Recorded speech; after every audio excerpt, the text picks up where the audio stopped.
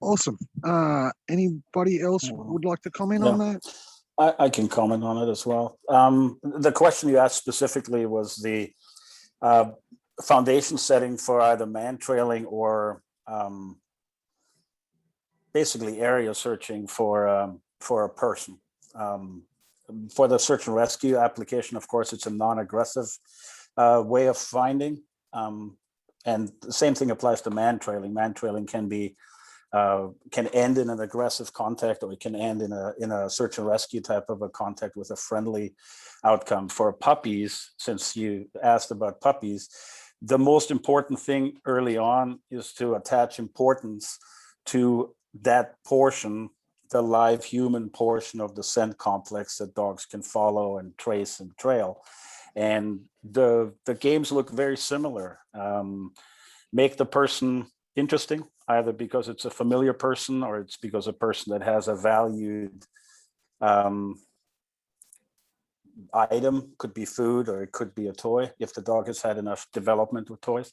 And then the person disappears, and the dog learns to identify that smell and do little games of finding the person.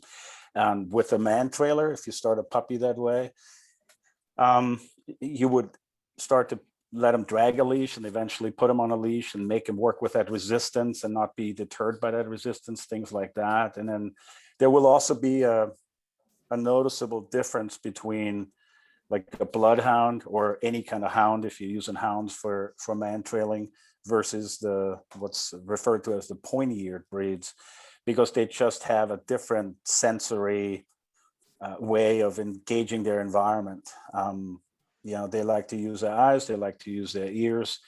And we try to, with dogs like that, we try to early on make sure that they cannot have a lot of success using those other two senses, sight and hearing, in order to get them to make the connection with the part that we cannot do, which is the olfactory piece. We can see, we can hear, we can use Peltor hearing enhancers and stuff like that. When we're looking for people, the one thing that we can't do is smell them. So we need to make sure that the tool portion of the dog is developed in the area that he is the most useful to us, which is the olfactory piece. Environmental exposure, all that stuff, of course, goes without saying as far as normal puppy rearing. But in order to make a significant connection with the value of human odor, I think the dog just needs to play games where the human odor becomes the target odor, so that they learn early on to try to hunt for that odor. I mean, I do the same thing if I just started a puppy again from my own breeding, who's now 9 months old. You know, I imprinted the dog on explosives, which is very easy, and getting the dog to search for that, very easy. I do more of a tracking program, not as much trailing, but for the search and rescue dogs, we do a lot of trailing and we do a lot of area searching. So we definitely try to get the dogs to be very excited and target focused on the human scent component of the complex that's out there. So it's good. Awesome. So I have a multi question here for the panel.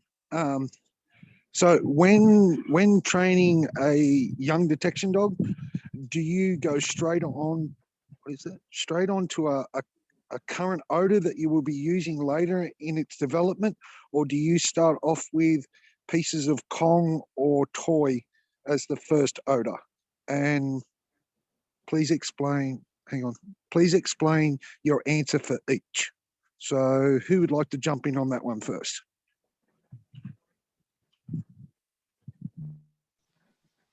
I can go. So for me, if I, again, with a puppy, for me, the specific odor detection, whether it be narcotics, explosives, or human remains, the dog needs to obviously make an association with the target odor. And then we have to make an early decision on how we're going to let the dog indicate. Most of the law enforcement, military application odors like narcotics or explosives, it's passive indication now, where with human remains, they still allow some scratching and aggressive alert or aggressive response behavior. But with a passive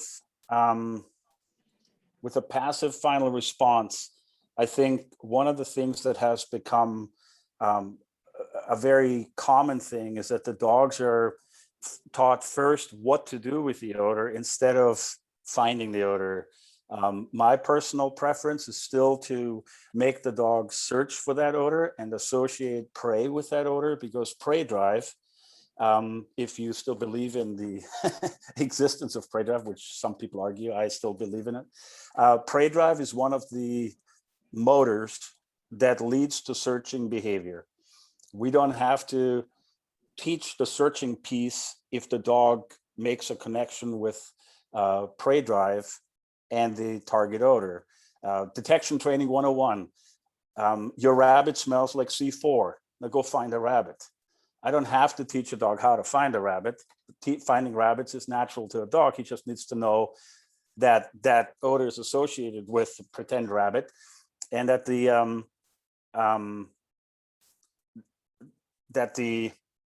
dog obviously has some kind of drive for toys, so we can make that connection.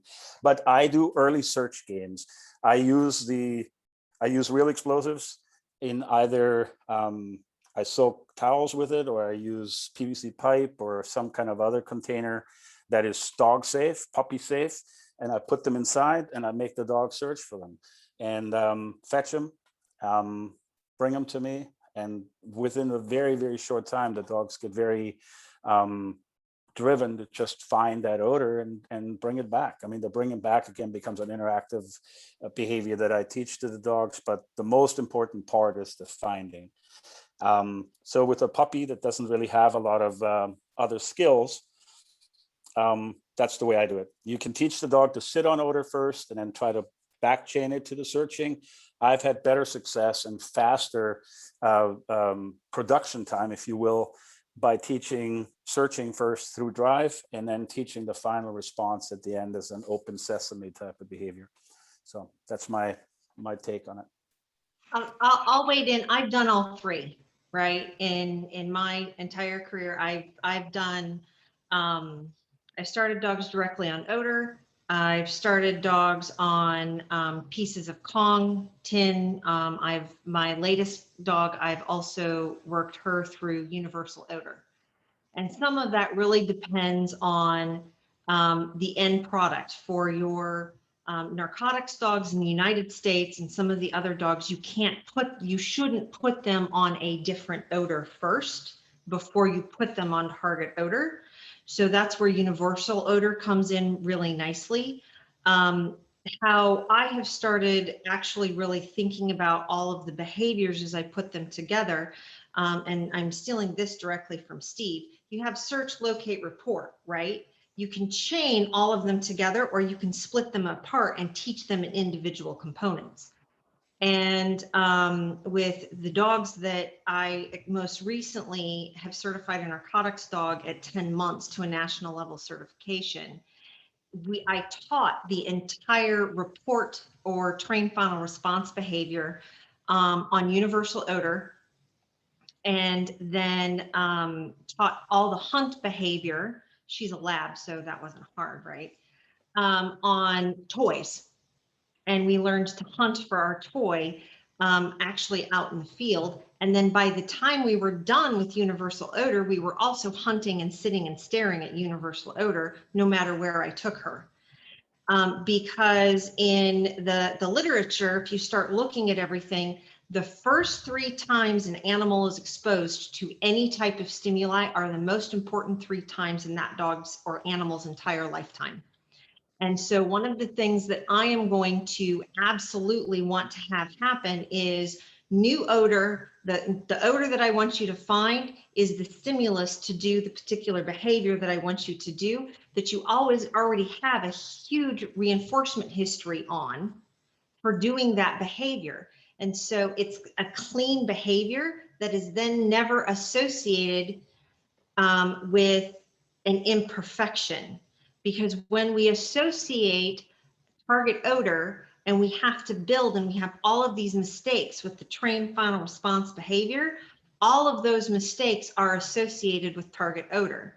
And depending on whether you're a trainer or a handler, you can overcome that. But what I found, I can speed up my production time if I do it segmented in this particular fashion. And there's 500 different ways to skin a cat. And people have certain methods and things that work for them.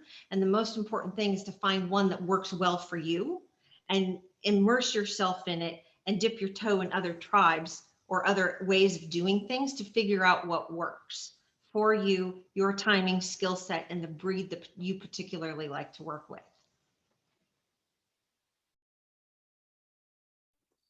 Thanks, Robin.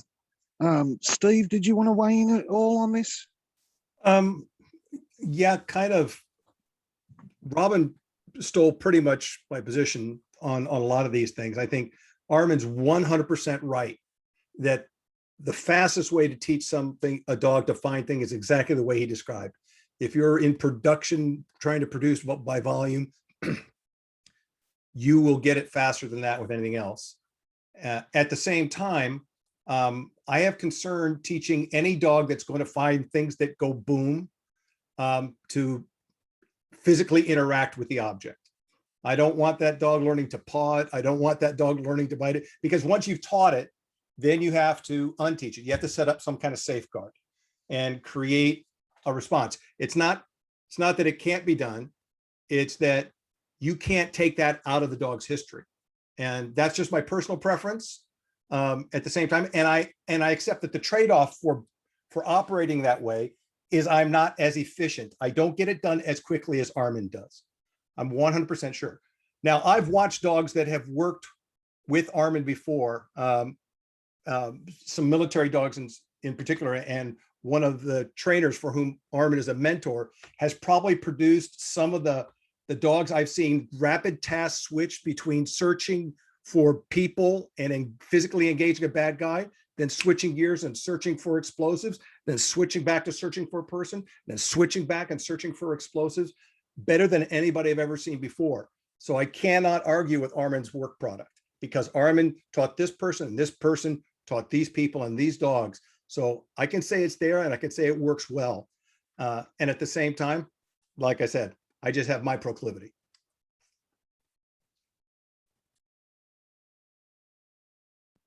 Awesome. Thank you, Steve. So I've got a quick question from I don't know who this guy is, some Ryan Milbourne person. He'd like to say thank you to everyone on the panel today, and you all are legends in your field. He would like to hear one concept or moment that your mentors passed along to you when you were starting out training or handling that has stayed with you, your present position as a legend in the field.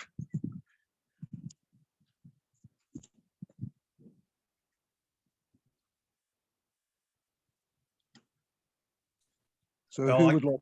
I've refused to consider myself a legend in the field. I consider myself a student of the business, and I'm constantly being humbled by people and dogs all around me. There are far better trainers out there in this world than me. That being said, my aha moment came with Steve McKenzie, the late Dr. Stephen McKenzie, PhD behaviorist from the State University of New York at Cobleskill. He was teaching with me at one of the, or actually, I wasn't even actually teaching at this one. I was just attending as an auditor, an International Police Canine Conference in Las Vegas. And we were at the problem solving session, which loosely translates to my dog won't out.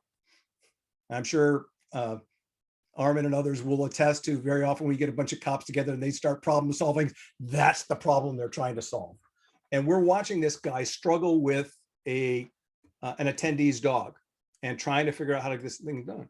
And then Mackenzie starts, before this guy does it, he tells me what he's going to do next. And I was stunned because he was right on the money. And at one point, the guy did something different. After Mackenzie had pegged it 3 or 4 moves in a row. And I was sitting there, and I was getting ready to do that canine trainer thing, the thing that the only thing 2 dog trainers can agree on is that the third dog trainers do it wrong. They can't even agree on what it is he's doing wrong or she's doing wrong. They just agree that it is wrong. And they'll have a fight about what exactly was wrong about it.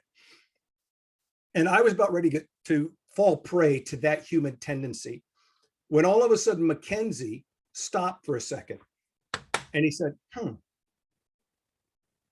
wonder why I did that. And then at that moment, I said, this is a time you need to shut your mouth, White, and just listen. Mackenzie noodled through this and he said, obviously this worked for him at some point in the past. This is part of his repertoire. This is part of his history. It came up because it has worked for him in the past, just like what it does for our dogs. He laid it out and he says, okay, now I think he's gonna go this way, this way, this way.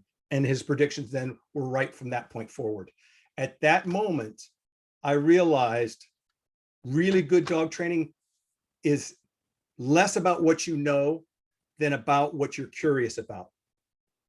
I've watched Armin work, and I can tell you that guy can do things that I can't. And I love to watch it because it makes me think about where my limits are and what I could do. I've watched Robin work. I watched her do things that I couldn't do. And I'm happy to say that it made me curious and made me change what I did and think about things again.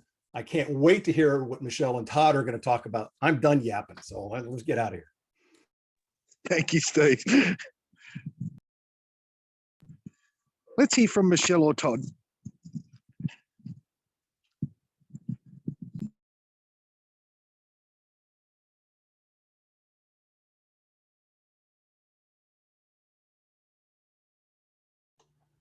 I saw Todd reaching his ham hands towards the unmute button, so I was gonna let him go, but now I'm gonna take his spotlight.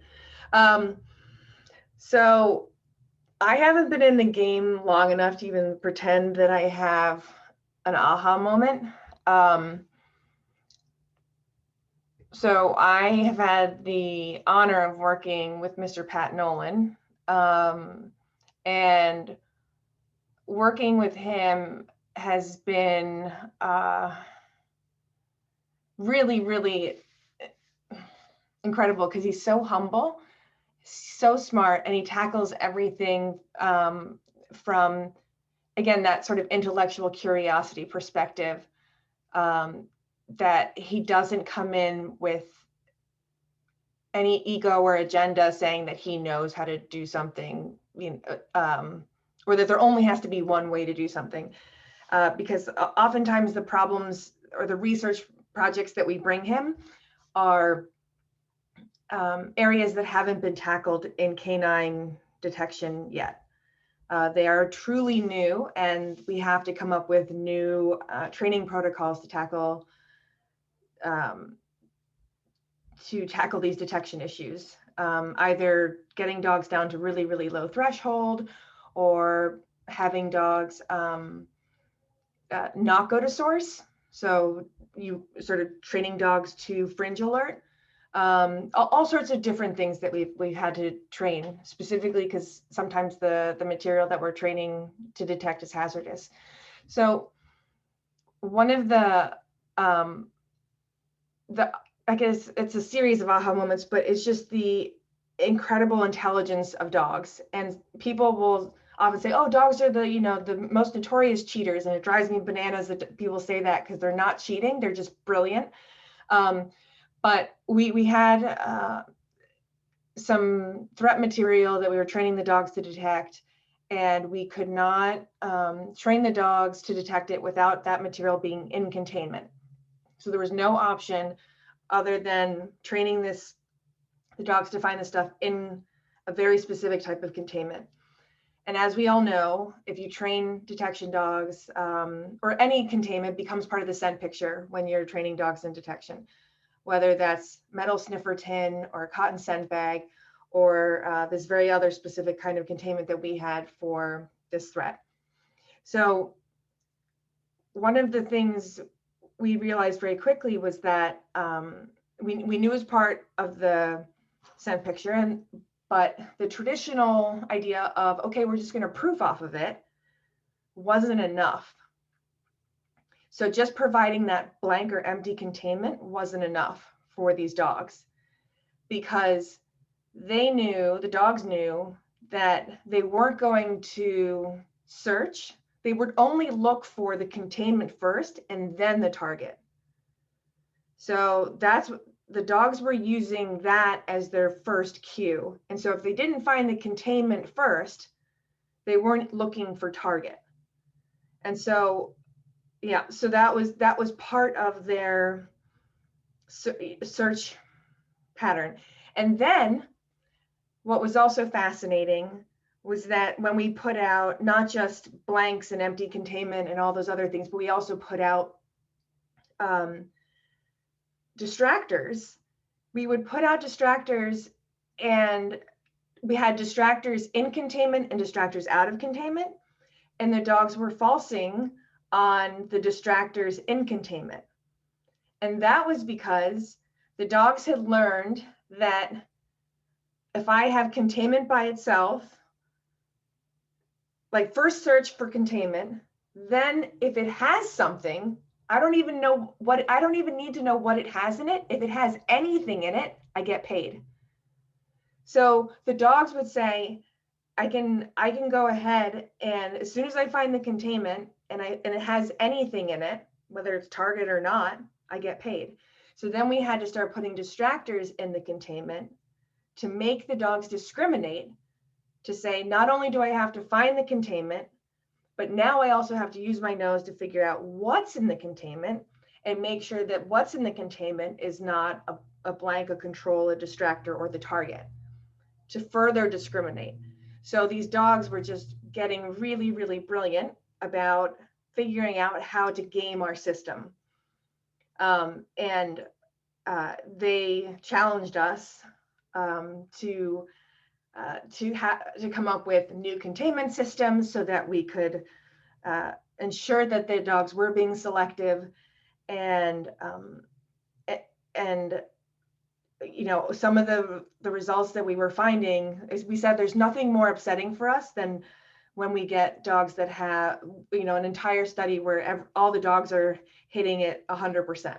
We know something's wrong when we get results like that, because we're not challenging them enough, and we're probably being undermined by some sort of other cue in the scent picture or in our test setup or something else. So the aha moment was to be way more paranoid than we already are, and really never underestimate the ability of dogs to detect things, and constantly being on top of that, what we're presenting to the dog in terms of odor, and if there's any way to game a test or for them to figure something out, they will figure it out very, very quickly, just because they're evolutionarily designed to do that. So the aha moment was that. So it's made me a much better scientist and test and evaluator after realizing that. And Pat Nolan was part of that discussion, because it was the scientist and the dog trainers having that discussion that made those revelations possible. And oftentimes those communities are very separate, and it doesn't it's at the detriment of both the science and the canine training when we don't have those kinds of conversations. So he's particularly wonderful to work with because he wants to be part of those conversations, and he's willing to deal with me geeking out and oftentimes just like stumbling through, like I have no idea what I'm doing in the canine training, and vice versa. He'll just sort of say like, that's jargon, what are you talking about? And we'll break it down together. So that's another aha moment about how it's absolutely critical that the scientists work with canine experts or trainers or handlers in the field and get their hands dirty to actually make these research projects work. Thanks. Thanks, Michelle. And it's good to see you with your hair down and not up with the infamous rag. Sorry, I was on mute. Did you hear that? I'm very good at reading lips. Yeah. Todd, what was your aha moment or your mentor's input? We've kind of developed a fondness for Occam's razor. The simplest solution is the most probable. And I would say that there are many aha moments where that's concerned, but probably one of the most, I would say, dramatic or exciting, but certainly one of the most profound to me was when I was working a post blast on a base, and a detonation occurred, and some people got hurt, and I had to go figure out what happened. And when I went out, there was a barrier, a Jersey barrier, basically, that had been pulled behind a tractor. And as these poor third country nationals were dragging it, something detonated. And as I went out to investigate, there were a number of different things out there to be found. I found batteries and wires and a number of different things that all could look like an IED. But I also found something that looked like a parachute, a very tiny little parachute, and a tube. And it just so happened that that tiny little parachute and the tube were key ID features for a specific type of submunition that had been used in that area. And some canine handlers happened to be training in the area and noticed that when that detonation occurred, there were some, let's just say, red-looking fireworks that came off of it. So now I'm kind of at this crossroads of, is this an IED? If it is, well, that ratchets up a certain level of, we'll just call it pucker factor, because now that means that somebody's infiltrated a base and they planted an IED and they're trying to kill people. Or it could just be that there's a submunition that just happened to make it through into the dirt. And, well, that happens, but it's not that big of a deal. Fortunately, the canine handlers saw that red firework type material, and that corresponded to the evidence that I found downrange that made that little parachute and the other parts totally sync up, that this was a Blue 97 submunition that had a specific type of fragmentation sleeve and pyrotechnic device that gave off exactly what they had observed. So while it was easy to go down the rabbit hole of IED, it was a simple solution. Nice. And this is a very informal chat, which is really, really nice. So I'd just like to say my hat goes off to you, Todd, because any person that's willing to disarm a bomb and then check the phone after it and saw that there was 20-something missed calls that could have blown you up, mate, my hat goes off to you, buddy, let me tell you. It was only 6. Oh, okay. That's still enough. Armin, what was your aha moment? So I started, of course, as a youngster in dogs, and my biggest aha moment was that people don't get dogs.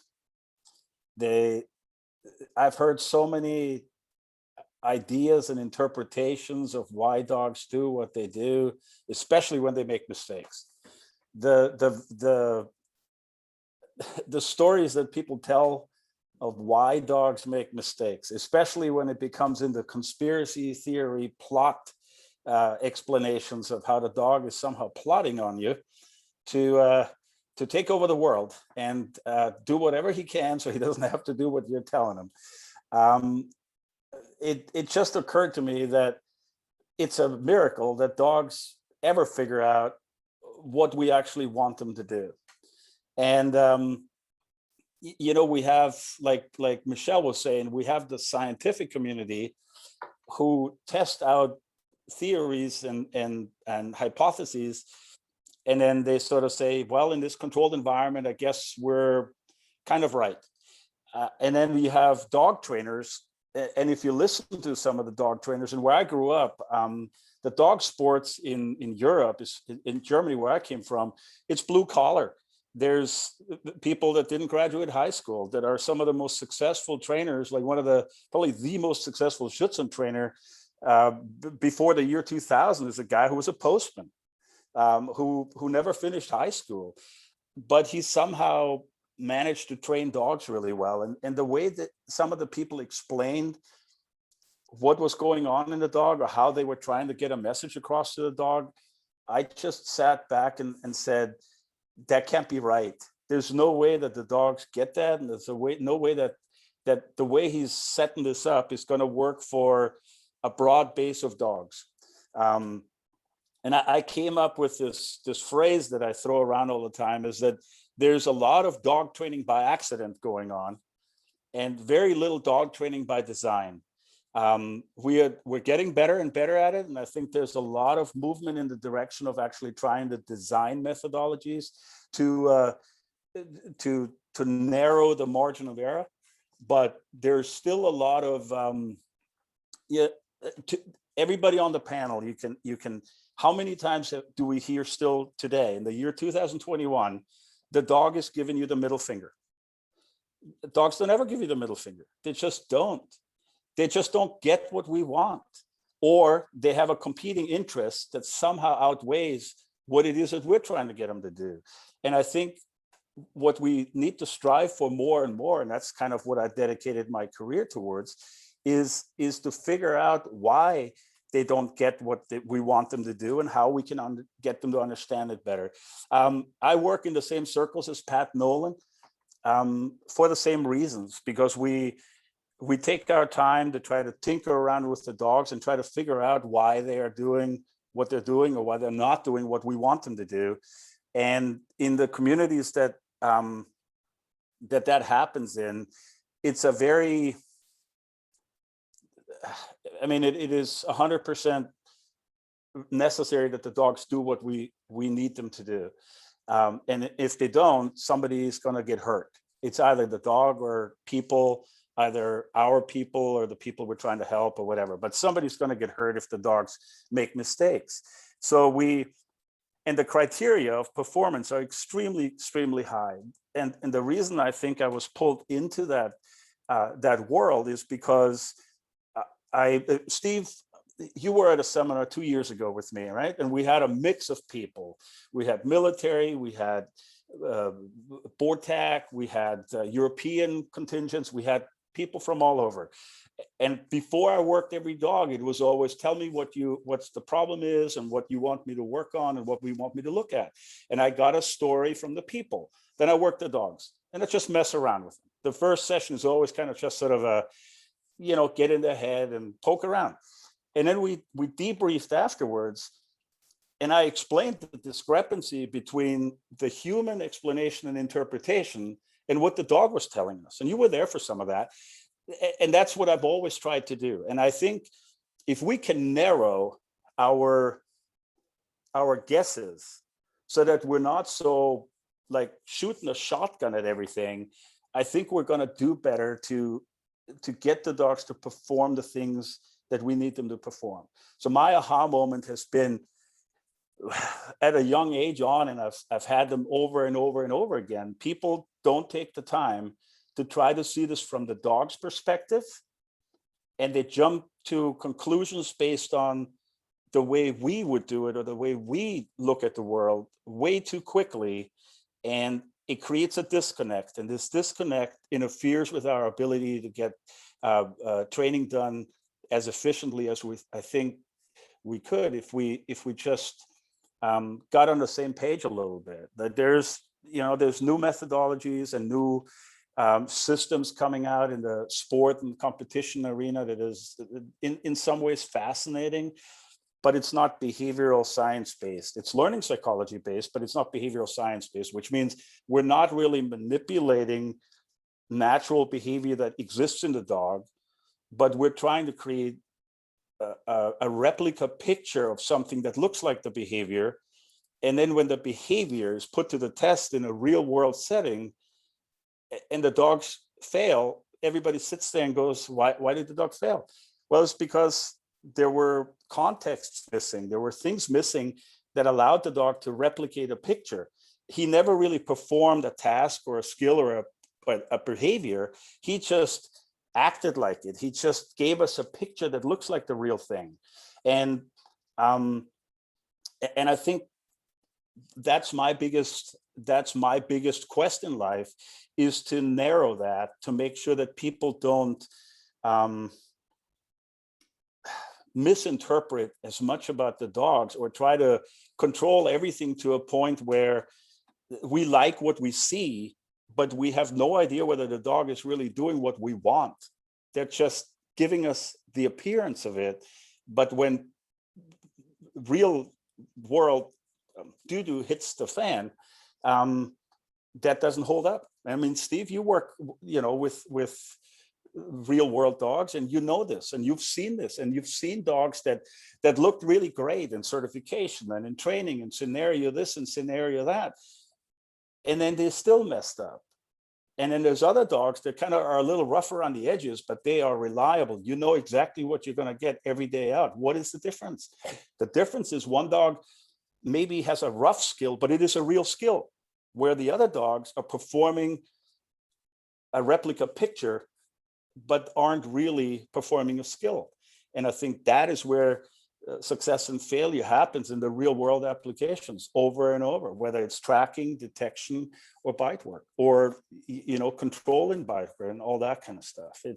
There's more to it than that. And I think we don't always look close enough as to what it all looks like for the dogs, because we have our ideas of what we think it is, and we don't detach and sort of just examine the dog. So, all right, I'm rambling on, so I'll let someone else speak. That's it. Thanks, Alan. So I have Armin? another question. They're starting to line up now. So there was already said how to imprint dogs on early stage of behavior. How do you develop the early stages of drive, instincts, since it seems that where especially US breeding programs lack the most?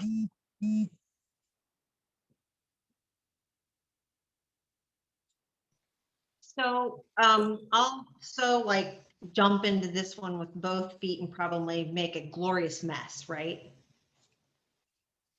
We really we always refer to everything as drive, right?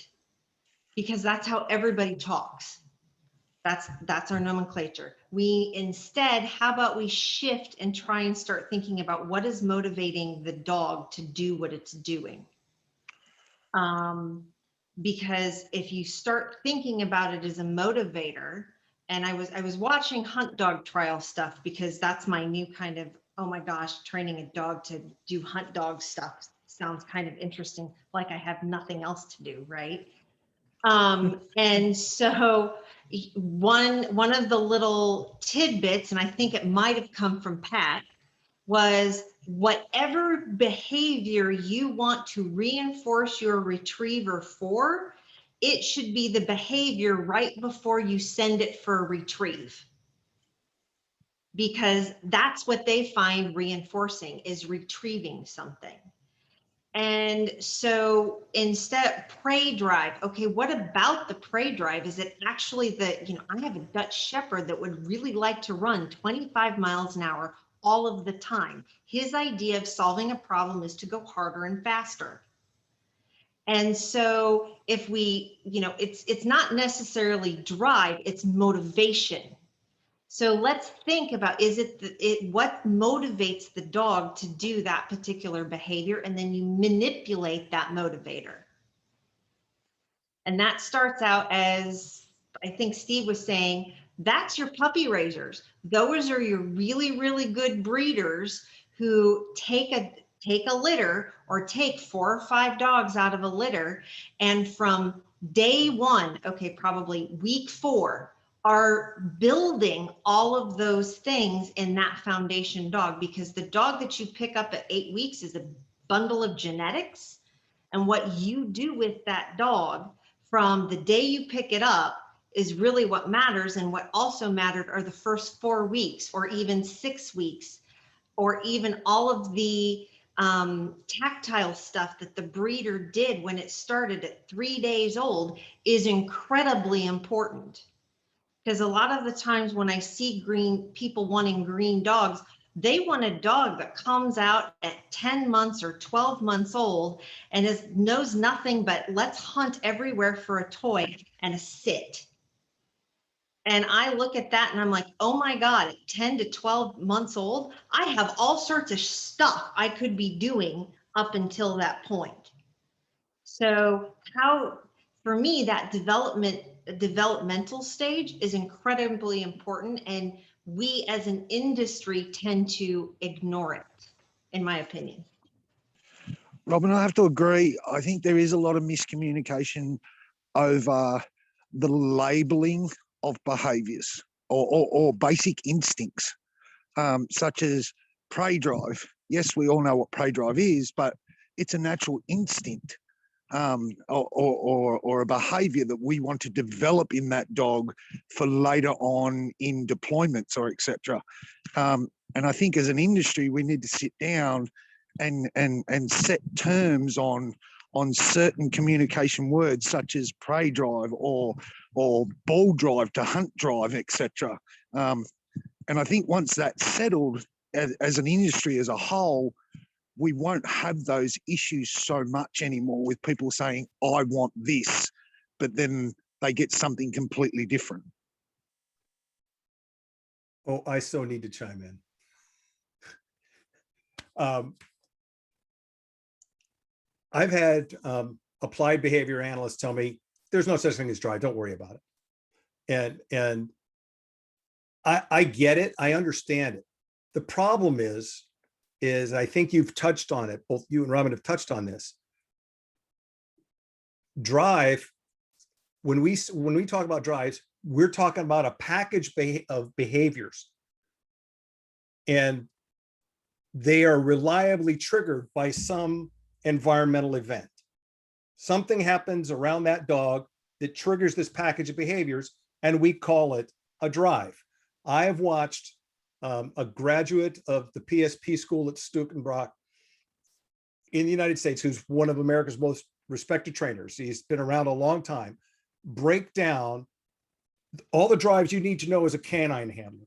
There were 32 of them on this board, on this chalkboard, as he broke it down into drives and subdrives and subdrives of subdrives, all across. And I went, this is where our problem is, because at that very same conference where I watched him do that, which is also incidentally the same one where I was with Steve McKenzie, in the halls that night, cops would get into knockdown, drag out fights in the middle of a hotel in Las Vegas over the difference between ball drive and prey drive and play drive.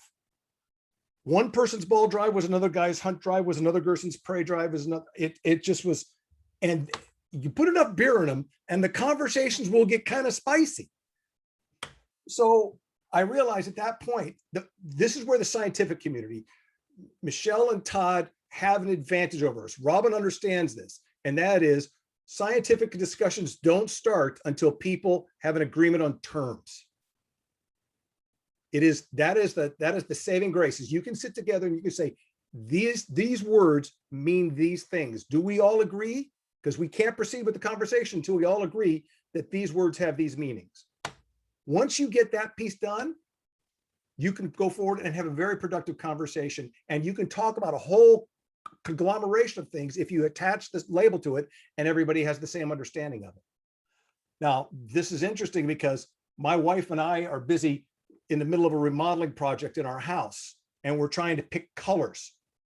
The office, you can't see it, it's off camera, but my office has stuff from the rest of the house stacked to the gills outside of the camera's range. But as we're trying to pick colors, one of the things we looked at, she's looking at something and she says, that's teal. And I go, no, teal like a duck. No, that's not, that doesn't have enough green in it to be teal.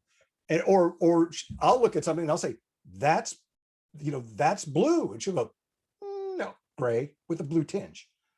And we realized that we could come to an agreement that that color is cerulean blue because the label says it is. But we just realized we don't see it the same way. And we have to figure a way as a community, the law enforcement and military working dog communities have to figure out a way to be able to communicate together and get it there. Because we'll talk about it. Oh man, that dog's prey drive is over the top. And we kind of sort of think we all know that we're agreeing about, but then later on, when we start doing prescriptions about what we're going to do with that dog moving into the future, we actually wind up coming at it from different angles because we actually see it a little bit different. And so until we can figure out how to reconcile this problem of language, we're going to struggle. And as far as building drive is concerned, I think a lot of people mistake franticness and energy in a dog that moves a lot as for having a lot of drive. And they're not necessarily the same. For me, I would rather see persistence over unbridled energy. A dog that just doesn't give up. And so one of the tests that I do when I select for dogs is we do a dry search for a ball in an open field. He's had some success in this field finding it. We fake him out, thinks there's a ball thrown out there, but it's not. And I just put a clock on it and I see how long he's willing to stay on task. I don't want to burn him out, so I'll wait. But once I'm convinced that dog will search long enough for my needs, we'll make sure that the ball appears and he has a chance for some success so we can get out of there. But for me, personally, that's the kind of drive I want. Now, as for building it, the only way you can build persistence is to teach the animal that first failure doesn't mean you're not going to get paid. And that second failure doesn't mean it. And third failure doesn't. They never know, but they know that if they keep pulling the handle on that slot machine, that Mad Mamma Jamma is going to dump out a bunch of quarters. So that's basically where I'm at. I'd just like to jump in for a second and let the rest of the panel know that Pat Nolan's entered. And I'd just like to say I've trained with Pat very briefly, and one of the most humblest, most informed trainers I've ever trained with, along with all of you guys on the panel. So everyone say hello to Pat, and we'll keep on with the question.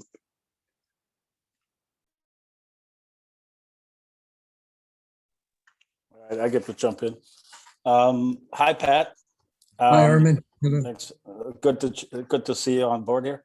So the terminology that Robin and Steve brought up, I think it's a very important thing.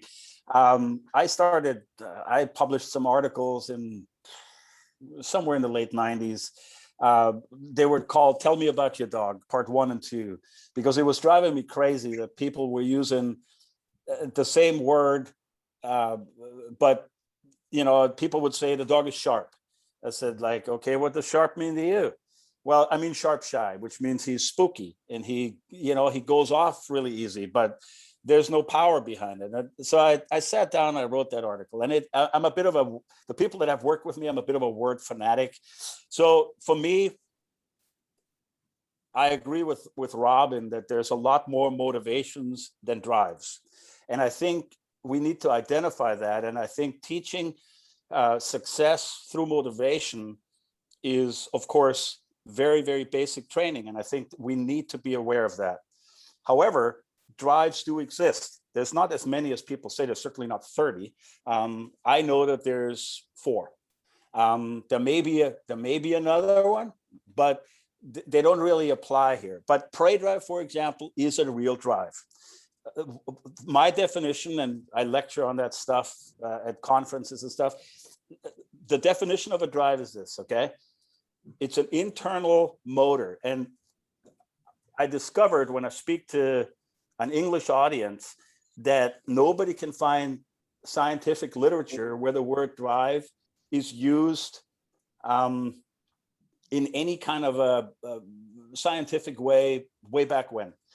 In the German language, the word Trieb, which is the same as drive, is used very differently, because there's the word Antrieb, which is basically like a motor, something that drives something forward, has a whole lot of different meaning for us. So for me, it's always like this. A drive has to have three elements. It has to have a trigger stimulus that applies pretty much to every member of the species. The same thing activates an action sequence, all right? Then there have to be drive behaviors that are identifiably uniform across a species also. And then there has to be an identifiable and biologically significant drive goal that has nothing to do with dog training. It has nothing to do with what we do in the yard or in the house or in a field trial or in a Schützen trial. It has to do with nature. So prey drive is, of course, one of those drives. Anything that tries to flee and escape typically triggers a predatory response. The response is searching, chasing, grabbing, biting, shaking to death, pulling the ground, et cetera, et cetera. And the drive goal, of course, is to have it so you can eat it, so you can live. Sex drive is another one. The smell of a female in heat, the smell of a male when a female is in heat, or the trigger stimuli. We all know what the drive behavior looks like. And of course, the biological goal is to continue the species. Defense drive is one of my crutches. People don't identify what the drive goal is in defense drive. Everybody wants to work dogs in defense. What's the drive goal of defense? Self-preservation, remaining unharmed. Why are you putting dogs into mortal fear all the time? It's not a good motivator at all. It's the antithesis of a motivator. It's scary. Now, there are some dogs that get really nasty in defense, but there's a lot of dogs that just as soon keep a safe distance from whatever they think might kill them. And it's, again, the trigger stimulus for defense drive is fear. Now you have a host of different behaviors that animals may show in order to remain unscathed, and remaining unscathed and survival is the biologically significant drive goal. Those are real drives. And the difference between a drive and a motivation is it's like pulling the pull cord on a lawnmower. Once you start the motor runs and it does what it's supposed to do. A motivation, there's no such thing as food drive. Food is motivation. So there's no real motor. There's no predictable behavior that comes because you offer the dog food. But the dog is motivated by food, but it's not a drive. There's no such thing as toy drive. The only thing we have is, will a dog accept a toy as substitute prey? And then we have prey drive. But there's no ball drive or toy drive. It's not a drive in itself because it doesn't exist in nature. So from a scientific perspective, if we stick to that, we're pretty good. But people identify all kinds of drive, just like people have 50 different versions of aggression. There's either aggression or there's no aggression. There's posturing and gesturing, and then there's aggression. But aggression leads to violence, period. That's the way it is. And there's no civil aggression or mad aggression or this aggression or that aggression. It's aggression. There's different ways to get there, and that's it. Drive can't be built. Intensity can be built. Intensity of drive expression can be built.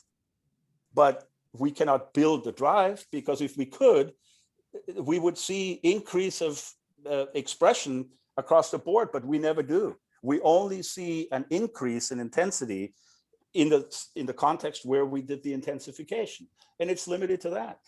That's where the scientific verbiage is very important, but people, well, that's not what I mean by it. I mean something different. Well, it doesn't matter what you mean. It's the same way, like, how many people have used the term imprinting tonight?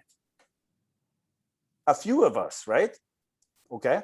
Imprinting is a very specific term. Somebody won a Nobel Prize coining the phrase imprinting. It's not the same as odor conditioning. Imprinting happens, but it is with a dog over at 16 weeks. That's what the scientific community agrees to. So it's how, and then people say, well, I use it differently. Okay, that's okay, but then we're not speaking the same language and we're going to talk past each other. It's very difficult to do that. So I think Wayne's question was an entirely different one. It was about starting puppies again, but I think we got sidetracked on the other stuff. So anyways, I'll get off my soapbox again. There you go, I'm done. So yeah, I did kind of hijack that conversation a little bit about terms and how we use them in our training.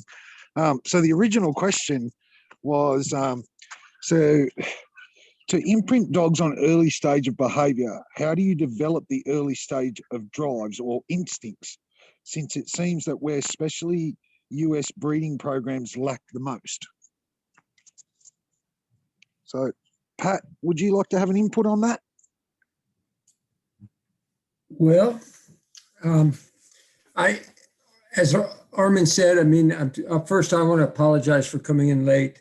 I have done a lot of work with young retrievers, developing skills that they need for field work and for detection.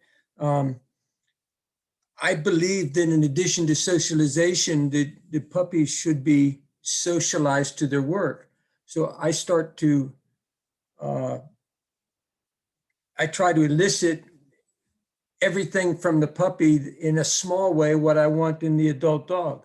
I want him to use his nose to find odors. So I hide his food when he's young. I do condition him to odors so that he then seeks those odors to find reward. I condition the dog to tug, to retrieve. I want him to be able to switch drives. I have found that some things puppies can learn very early can be very difficult to learn later on. And if we learn, like a human learns a language as a young child, they very often can speak as a native speaker multiple languages. But if you wait until the child is 15 or 55, it's difficult to acquire the language without a real bad accent. And the things that I want to be natural to my dog, to work with me, to seek reward, to ignore reward to get reward, to use their nose to make good things happen. I try to establish those things early in life with the puppy.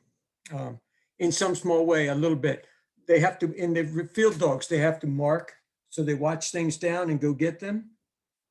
And then they have to take hand signals.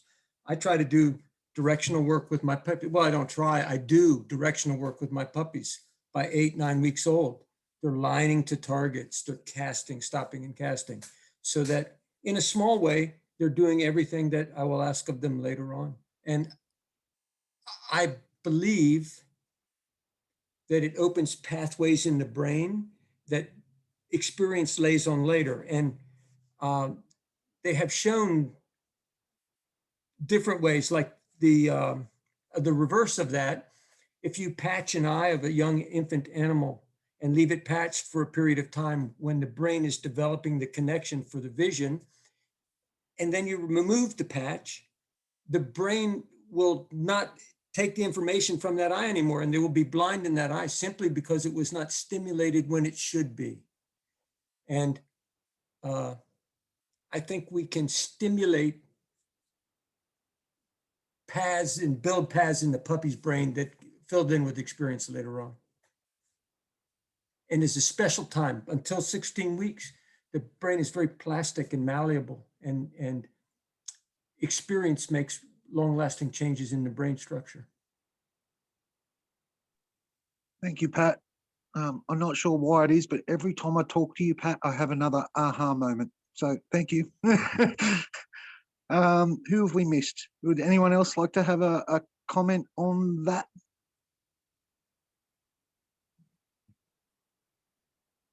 Can we find out what Pat's aha moment is?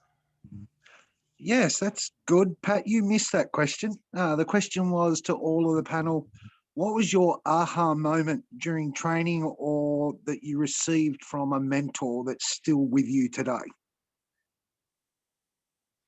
It was maybe not an aha, but an oh no.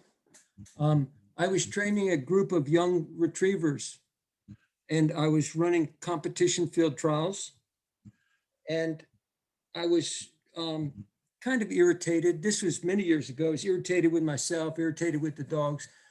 I didn't think the dogs really liked to train and they weren't as strong a crop of young dogs as I wanted. And kind of a little pity party. Oh, I have to have better dogs. I'll never win more. Now, I was successful. I was supporting my family and people were sending me dogs to train. I was placing enough that people were sending me dogs, but I was whining to myself. And at the same time, I was flying hawks.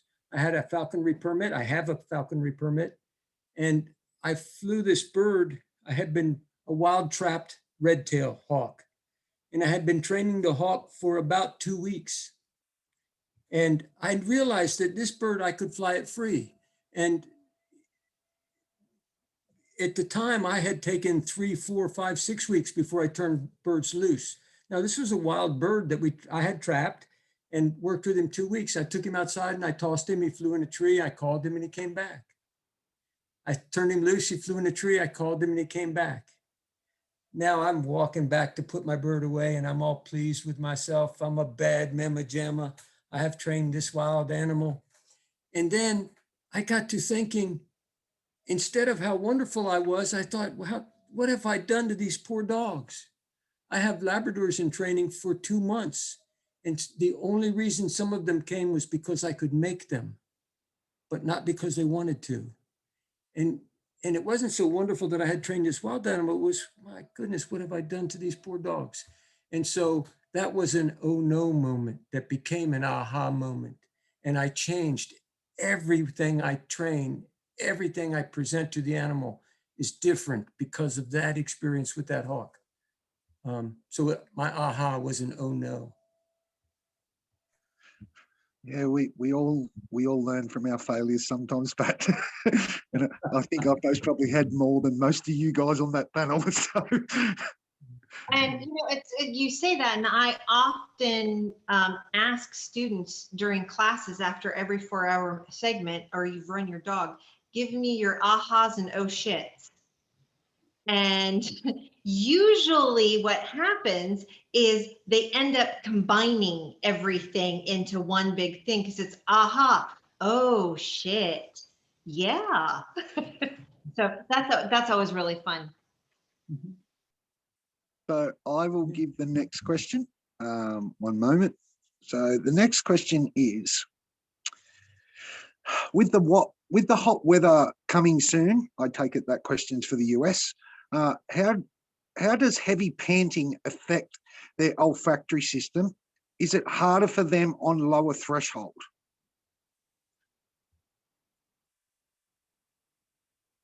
So who would like to? Robin, seeing that you're on the screen, we might as well go with you first. I was going to defer to Michelle. Michelle, you've been dumped in it. Yeah, so I wanted to hear actually what Armin was going to say, and then I may or may not back it up with the science. Okay, Armin, it's a double dump, so you're in it now. Okay. With cement shoes on. So Of course. All right. I work dogs in relatively hot weather, and we prepare dogs for that kind of stuff. Obviously, when a dog pants, he is not pushing as much air through his nostrils as he is through his mouth. The dog is still able to perceive scent through the vomeronasal gland and get it up into the sinuses. But I believe that they are somewhat limited in their acuity. That's what we've seen anyways. Their tracking suffers slightly, their detection skills suffer slightly. However, in the end, it always comes back to motivation or drive. The determination of the dog to make success will override their difficulty. And if it becomes difficult and they have to satisfy themselves somehow they will knuckle down and they will try harder, and they will overcome whatever physical interference and limitations, weather and endurance may pose on them. And I've worked with dogs, and some of the, maybe, well, Steve, it doesn't get that hot in Seattle, but Pat, I've seen dogs that will work, and you say, like, how is this dog still working? And then when they're done, you're walking them back to the car, and they're starting to stagger like they're drunk because they're just so exhausted, but they could not fulfill themselves or make the mark or whatever their goal was. So I've seen dogs that I would say dogs are affected by it physiologically. However, the ones that are our premier choices for some of the difficult work, they will overcome that, and they will force themselves to close their mouth and sniff harder. They will slow down their movement in order to smell smaller quantities and things like that. I've seen dogs that are just intensely determined to be successful, force themselves physically to fight against those difficulties, much like an athlete, much like a triathlete, that just somehow digs down and finds that second wind, where they just force themselves to go through that wall, if that makes sense. Some of the dogs cannot, and in the sport world, where it's more hobby, we've seen that a lot. And when it gets too hot, their obedience suffers, their bite work suffers, their tracking suffers. In the real world, we can't really tolerate that as much. And in the special ops world, we can't tolerate it at all. And we will eliminate dogs that are not internally pushing themselves to overcome their physical limitations to find their own success that we have basically built into them. That's my experience. And again, Michelle may have research studies one way or the other. I'm just going by thousands of dogs that I've worked with hands-on, that have, some of them have found it in them to knuckle down and succeed, and some of them give up. The difficulty exists for both, but some of them have a mechanism to overcome it. So that's my take. That was Thanks. a good answer. So I will second what Armin said, because we aren't able to study that, because in the US, when we try and do any military working dog research, development, test, and evaluation, the dogs become research subjects, and then they fall under a different classification of animal. So it's no longer training. They are governed by a set of regulations that become congressionally reported. So every year the Department of Defense has to, and academia as well, has to report the research that is done on dogs and higher order primates, and I believe cats as well. So we're, when we want to do any research with dogs, basically there's an organization called ALAC. It's an American Association of Laboratory Animal Care. They will state how those animals need to be treated, and they dictate the humidity levels that these dogs can be exposed to. Basically, they can be within a 10-degree range of room temperature. I mean, these dogs are treated like laboratory rats, and they have to have very specific kennel sizes and temperature ranges and conditions, and even so far as, they ask for enrichment activities, like you have to read to the animals every day, and you have to provide them certain kinds of toys and bedding and all this other stuff. And we trying to explain to these organizations that if we provide a military working dog with bedding, it's going to eat the bedding, and then that's going to become an obstruction, and you're actually hurting the animal by doing this. But they don't understand working dogs at all. They only understand laboratory animals. And because of that, we haven't been able to do any of the physiological testing that we want to do to push dogs to those limits and really get some good data on olfactory thresholds during stressors, whether that's heat stress or just an exercise-induced stress because of those regulations. So we do have to really rely on the data, ground truth from the field, where people say, okay, this is my experience from the thousands of dogs that I've seen. And what I think is meaningful, though, is that out of the dogs, depending on what the end use is for the dogs, if that is a deal breaker or not, it is typically something that can be trained through. That you can work towards increasing the ability of dogs to, just like you have to condition the dogs for their operational environment in general, you can also condition the dogs to work in a scent detection in that operational environment as well.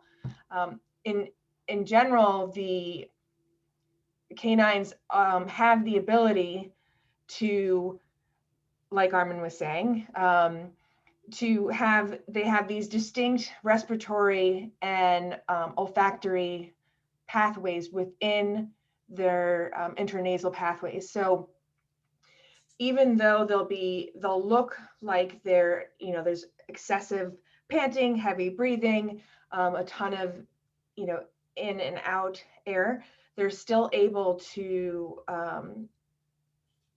inspire air and get air into their olfactory recess, where it has enhanced residence time because of those distinct pathways. And this is something that humans can't do because we just have this, one stupid nose where everything just goes in and out all the time. And so this is another unique feature of canine physiology that allows them to have, to be able to commit to olfaction even during times of increased stress or physiology. And then another factor that Armin brought up as well is the vomeronasal nasal organ. So this is an organ that dogs have, rats and mice have them, mammals do, higher order mammals do not, so humans do not have this, but it's a sensory organ that allows dogs to pick up pheromones. And so there's things that dogs can smell and detect that we do not have the ability to detect at all. And so when you look at the cross section of the dog's olfactory epithelium, you see that catacomb structure. And that's another one of those, again, a unique physiological feature of the dog that increases the surface area of their nose. So again, even when there's excessive panting and heavy breathing, they're still getting in, if they're getting any air in at all, and we know that dogs can detect down to parts per trillion and parts per quadrillion of certain chemicals, they're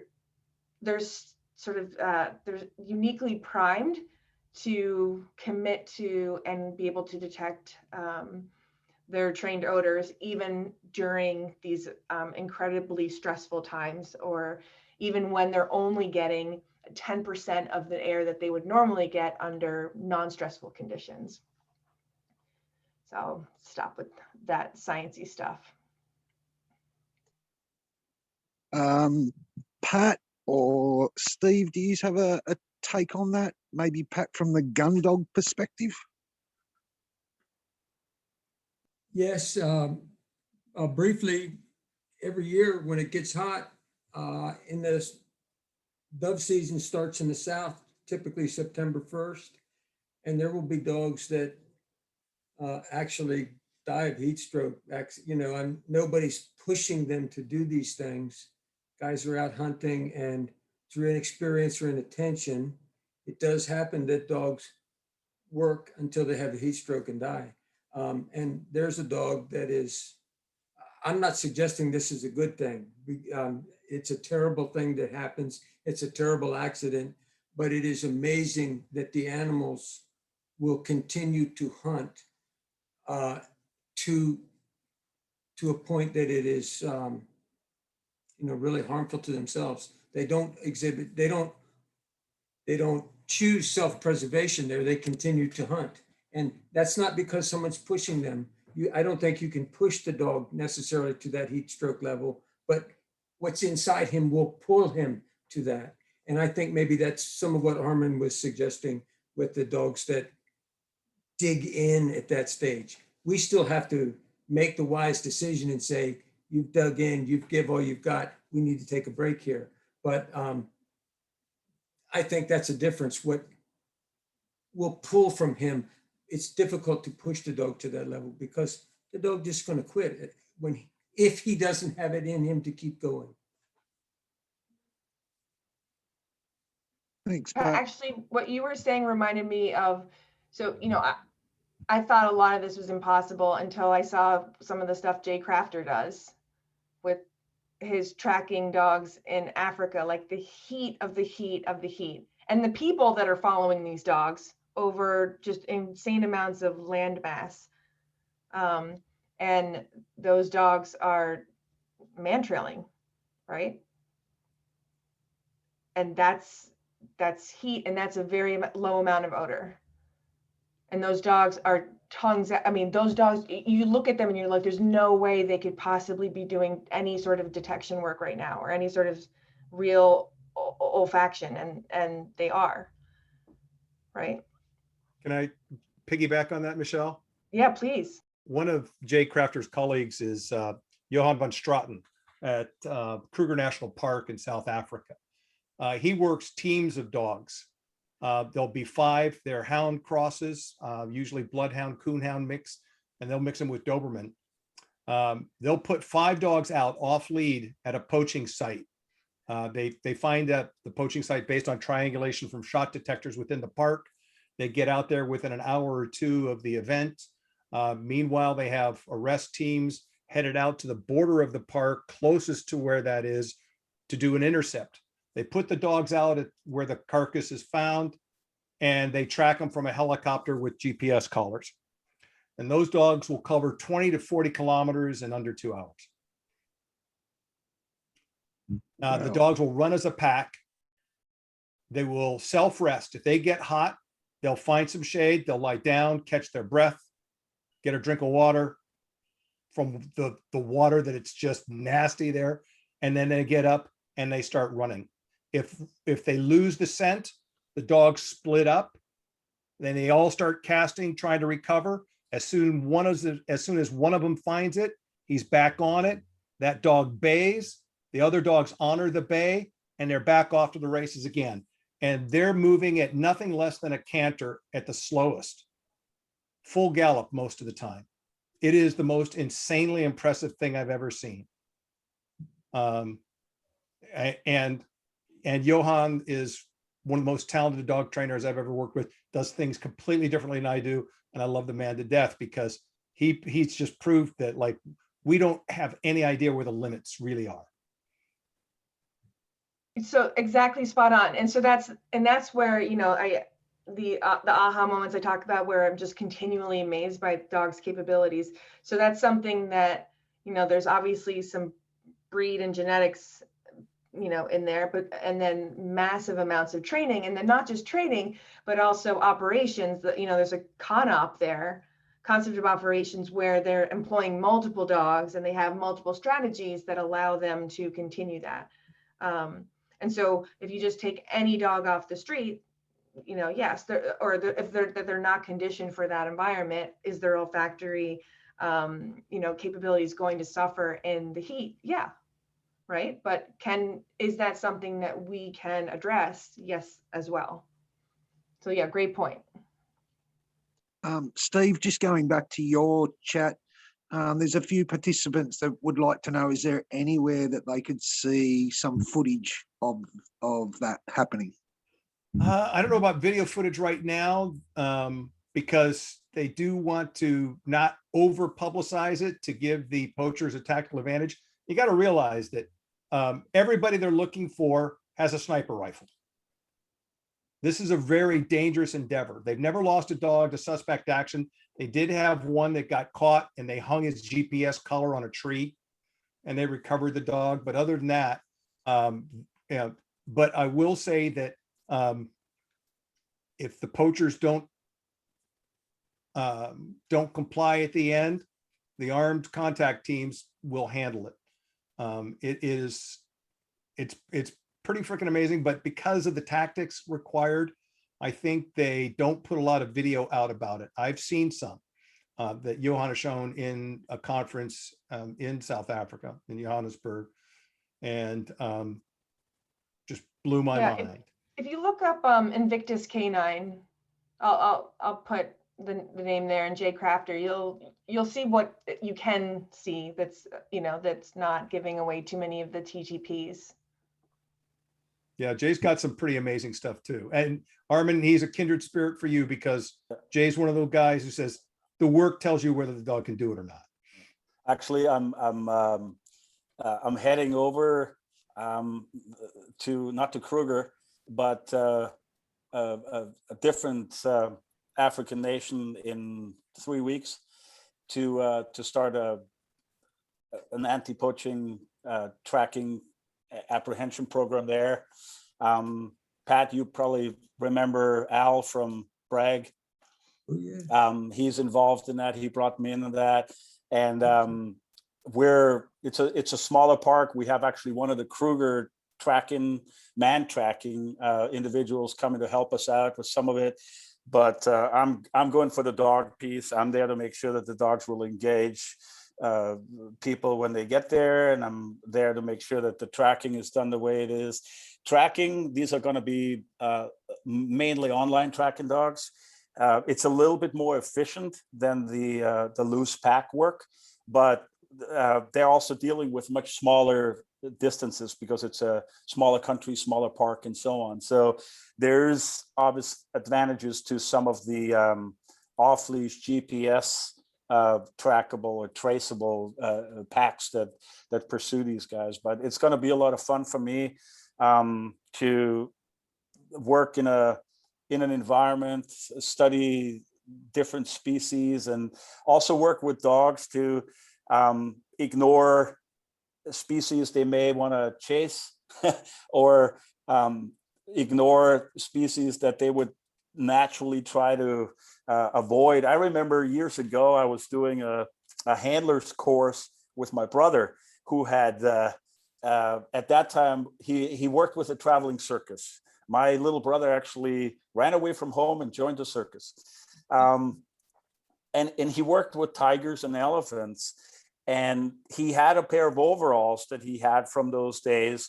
And he came along, and he was also a dog handler at this contract security firm that we both worked for. And he wore those coveralls during that course. They didn't have a single dog in the kennel that got close enough to hand him a leash because they smelled the tigers and the elephants on him. So it's going to be interesting to see the counter conditioning we have to do with the dogs to make sure that when they come across an intensely marked area where lions have marked their territory, that the dogs don't get deterred and taken off a track by that. So I take that as a new challenge, and I'm looking forward to it. It's going to be very exciting. So anyways, just had to jump in on that. You're going to love it, man. Thank you, guys. So we have another question, and this question comes from someone that I actually watch their work. So I'm interested in the answer to this question as well. The question is, they're having a bit of problem with the dogs with meth. Have any of you guys seen the same issue? And if so, any ideas on the best way to address it?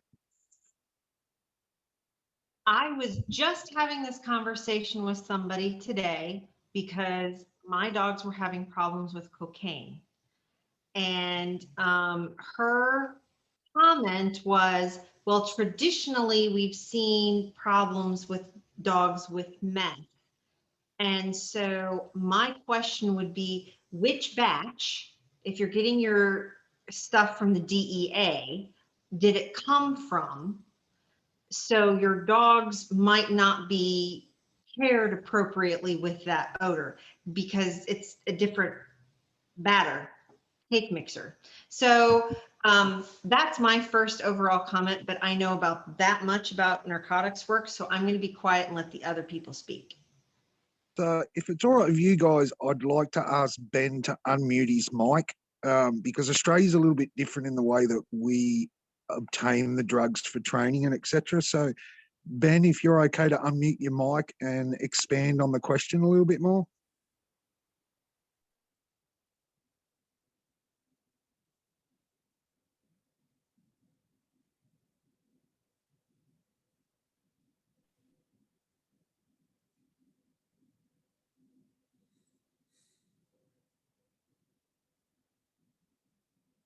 Hi, Ben. Seems Ben might have a problem with his mic. So yeah, I'll leave the question as it is and see who else would like to comment on it. But what we have found with meth, meth is a very prevalent drug here in Virginia. What we have found, or what I have found, anyways, is the Appalachian region where stills and illegal liquor making was very prevalent has now been replaced by meth labs, and that whole Appalachian chain has quite a lot of very, very extensive methamphetamine production and sales. I encourage all the departments that I work with here not just to use their regulated DEA training aids, but to also get seizure fines and things like that in order to expose the dogs to obviously contaminant odors. People cook that stuff with all kinds of things, and it's going to put scents into the mix that just make it difficult for the dogs to detect. Something that I personally do in all odor detection, be it narcotics or explosives, I use masking odors because I feel that masking odors make the dogs almost have to, to use a human analogy, to take a magnifying glass to see or smell whether what they think is there is actually really there. So coffee grounds and dryer sheets and Vicks Vapor Rub and aerosol sprays and things like that, we use to contaminate the areas, several different areas. Like I'll put a jar of Vicks Vapor Rub in 5 or 6 different drawers in a room, and one of them will have also the narcotic or the explosive in it. And Vicks Vapor Rub is one of the very intense masking odors where the dogs, it's like us looking through a very, very foggy or dirty window, and we can't see what's on the other side until we, wipe the window a little bit and look extra close and go to another angle and try to see it really closely. That's kind of the way I imagine it for the dogs. And the harder the dog has to concentrate to decipher whether what he thinks is there is really there, or what he believes is there is really there, he has to filter through all the other potential odors that are present, that are used in the manufacturing and the cooking and the cutting of some of that stuff. And by doing that, we've had good success in the military using the same technique to get the dogs conditioned to some of the foreign explosives, who obviously have much different coverings on some of their detonation cords. They have different plasticizers in their C4 and so on. And even though the stuff that goes boom is the same, there's a lot of other odors that are just as prevalent as that stuff, and the dogs need to look past that and identify the odor, the target odor that they're really trained on. And by us deliberately creating an obstruction to a clear identification of the odor makes the dogs somehow, their olfactory systems are miraculously amazing. They will somehow find a way to identify it or not. Gasoline is another one. We use all kinds of things like that. And I've had good success with that to make sure that dogs will not be stumped by different batches of things. It's like I said, especially with us training in the US for explosives, a lot of the explosives that are used overseas are of a completely different origin than ours. Our military grade dynamite and C4 is different than our commercial grade stuff. So all the foreign versions of this, of course, are also different. So I've very deliberately tried to make it difficult for the dogs to actually identify the target odor, and it's been very successful. So that may be a way to help alleviate that, to make the dog look for more detail on purpose, so that they are not thrown off by things that are meant to cloud the issue, so to speak.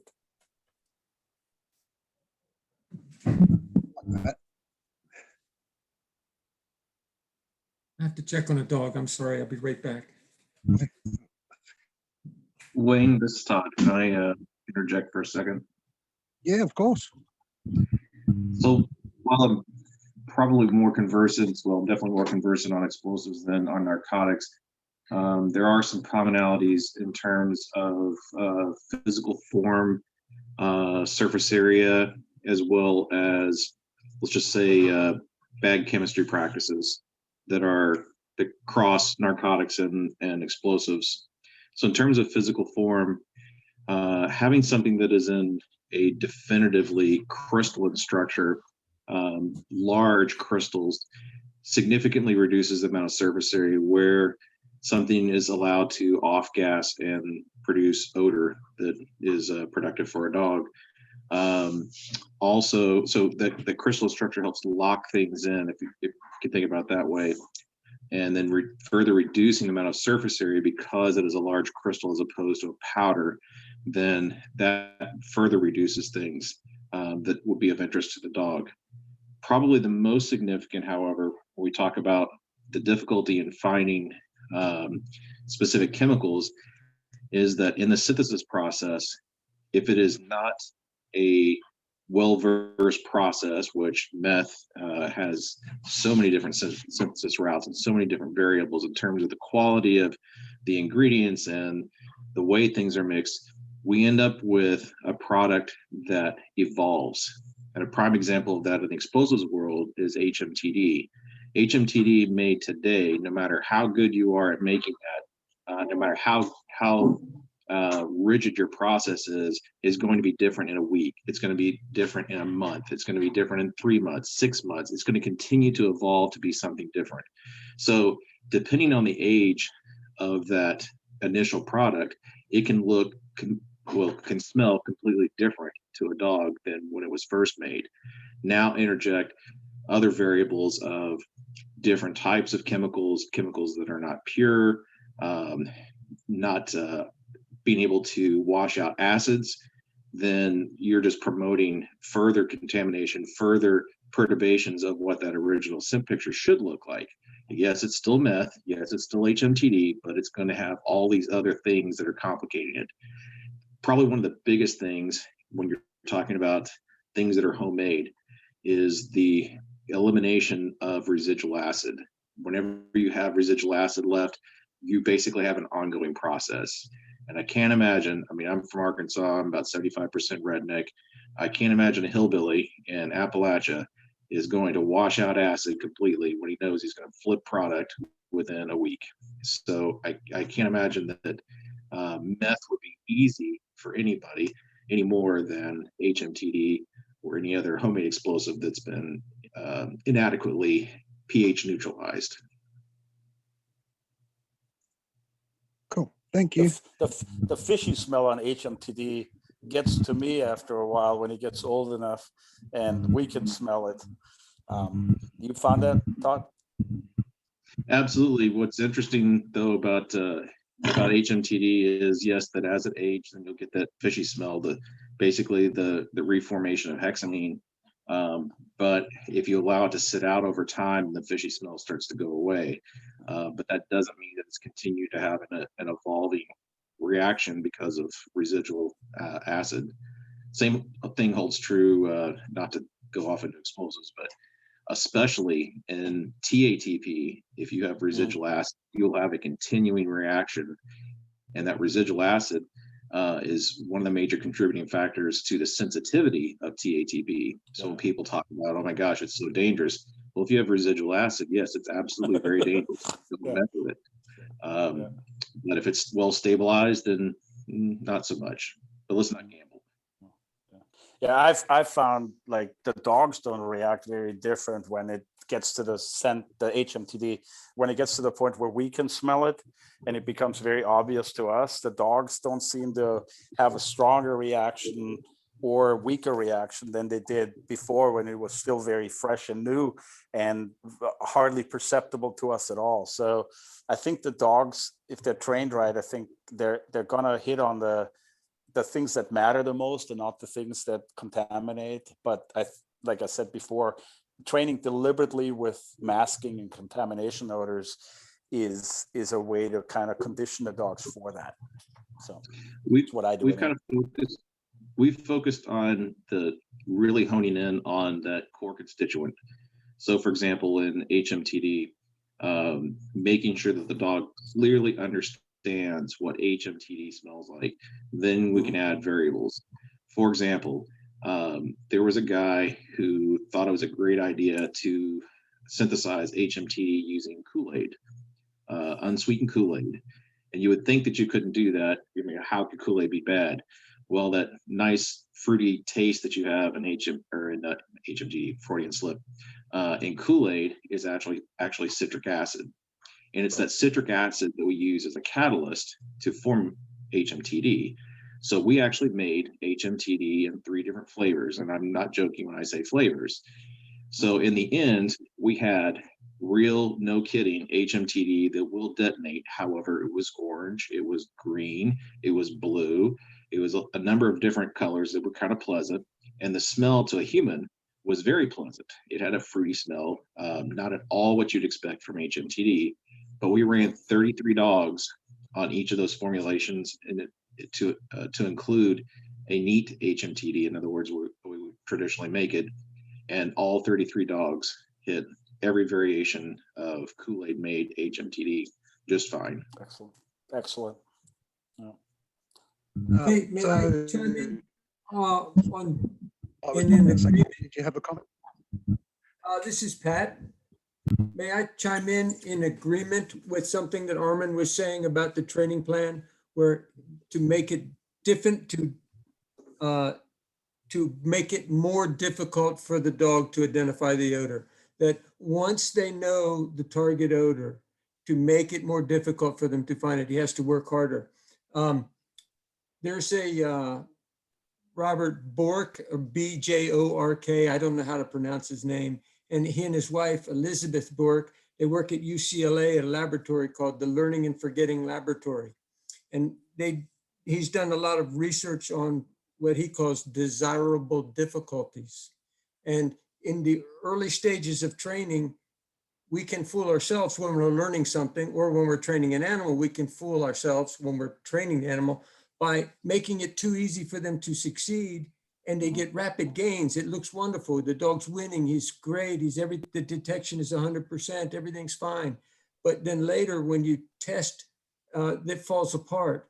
But if you make desirable difficulties, you make it more difficult to learn in the beginning at some level. I mean, if you make it too difficult, they can't learn. But a level of desirable difficulty, they have to struggle, they have to push, and it becomes more deep-seated knowledge, and it's more beneficial later on. He lists several different types of desirable difficulties. And the one is just like Armin said, to make it more difficult to pick out what is actually there. If they've done studies with reading material and they change the type so it's harder to pick out the words, the people that read that retain more later on when you test them, because they had to struggle to figure out what is this saying. So the Learning and Forgetting Laboratory, UCLA, Robert and Elizabeth Bork, I learned a lot from them, and it's in agreement with what you were saying, Armin. Thanks, Pat. Thank you, Pat. Steve, did you have a take on this at all? Because I know you do a lot of narcotic stuff. Actually, I don't do that much narcotic stuff. The city of Seattle, narcotics enforcement is its lowest priority. So we haven't had narcotics dogs for a while. They're getting some back in the narcotics section, but they won't be in our bailiwick. But I do have a question concerning one of the things that Michelle put into the chat about testing with socks and things like that, and talking about headspace. And one of the things, as we were talking, I pulled up the PubChem pages for cocaine, heroin, and methamphetamine. What I noticed was their vapor pressures were orders of magnitude different. And I'm wondering if that may be at play with the heart of this original question, which is why are these dogs struggling with methamphetamine? Although it's actually in the middle of the pack between heroin and cocaine. Meth vapor pressure is 5.4 by 10 to the minus 3 millimeters mercury. Heroin's is 7.59 times 10 to the minus 10 milligrams of mercury. And cocaine's is 1.9 times 10 to the minus 7. So actually, meth has got the lowest or has got the highest vapor pressure. Would it be times 10 to the minus 3? Yeah. A question for the people posing the question to us may be what is the incidence of meth possession in their jurisdiction versus some of the others? Like I live on the other side of the Appalachian Mountains. We get a lot more heroin and cocaine than we do meth. The jurisdictions I work with that are right along the Blue Ridge Mountains, which is Appalachia, they hit way more meth than they do some of the more, upscale, let's say, for lack of a better word, upscale narcotics. So if your dog is having real street success, with heroin 100 times, with cocaine 80 times, and with meth 10 times, of course, a new batch of meth is going to be more difficult for them than a new batch of heroin. So I think there's other factors that contribute to that, because it's not as highly, especially on the street, as high. Like we in training, of course, we're going to put as much meth out as we put out the others. But on the street, how much meth are they finding on the street?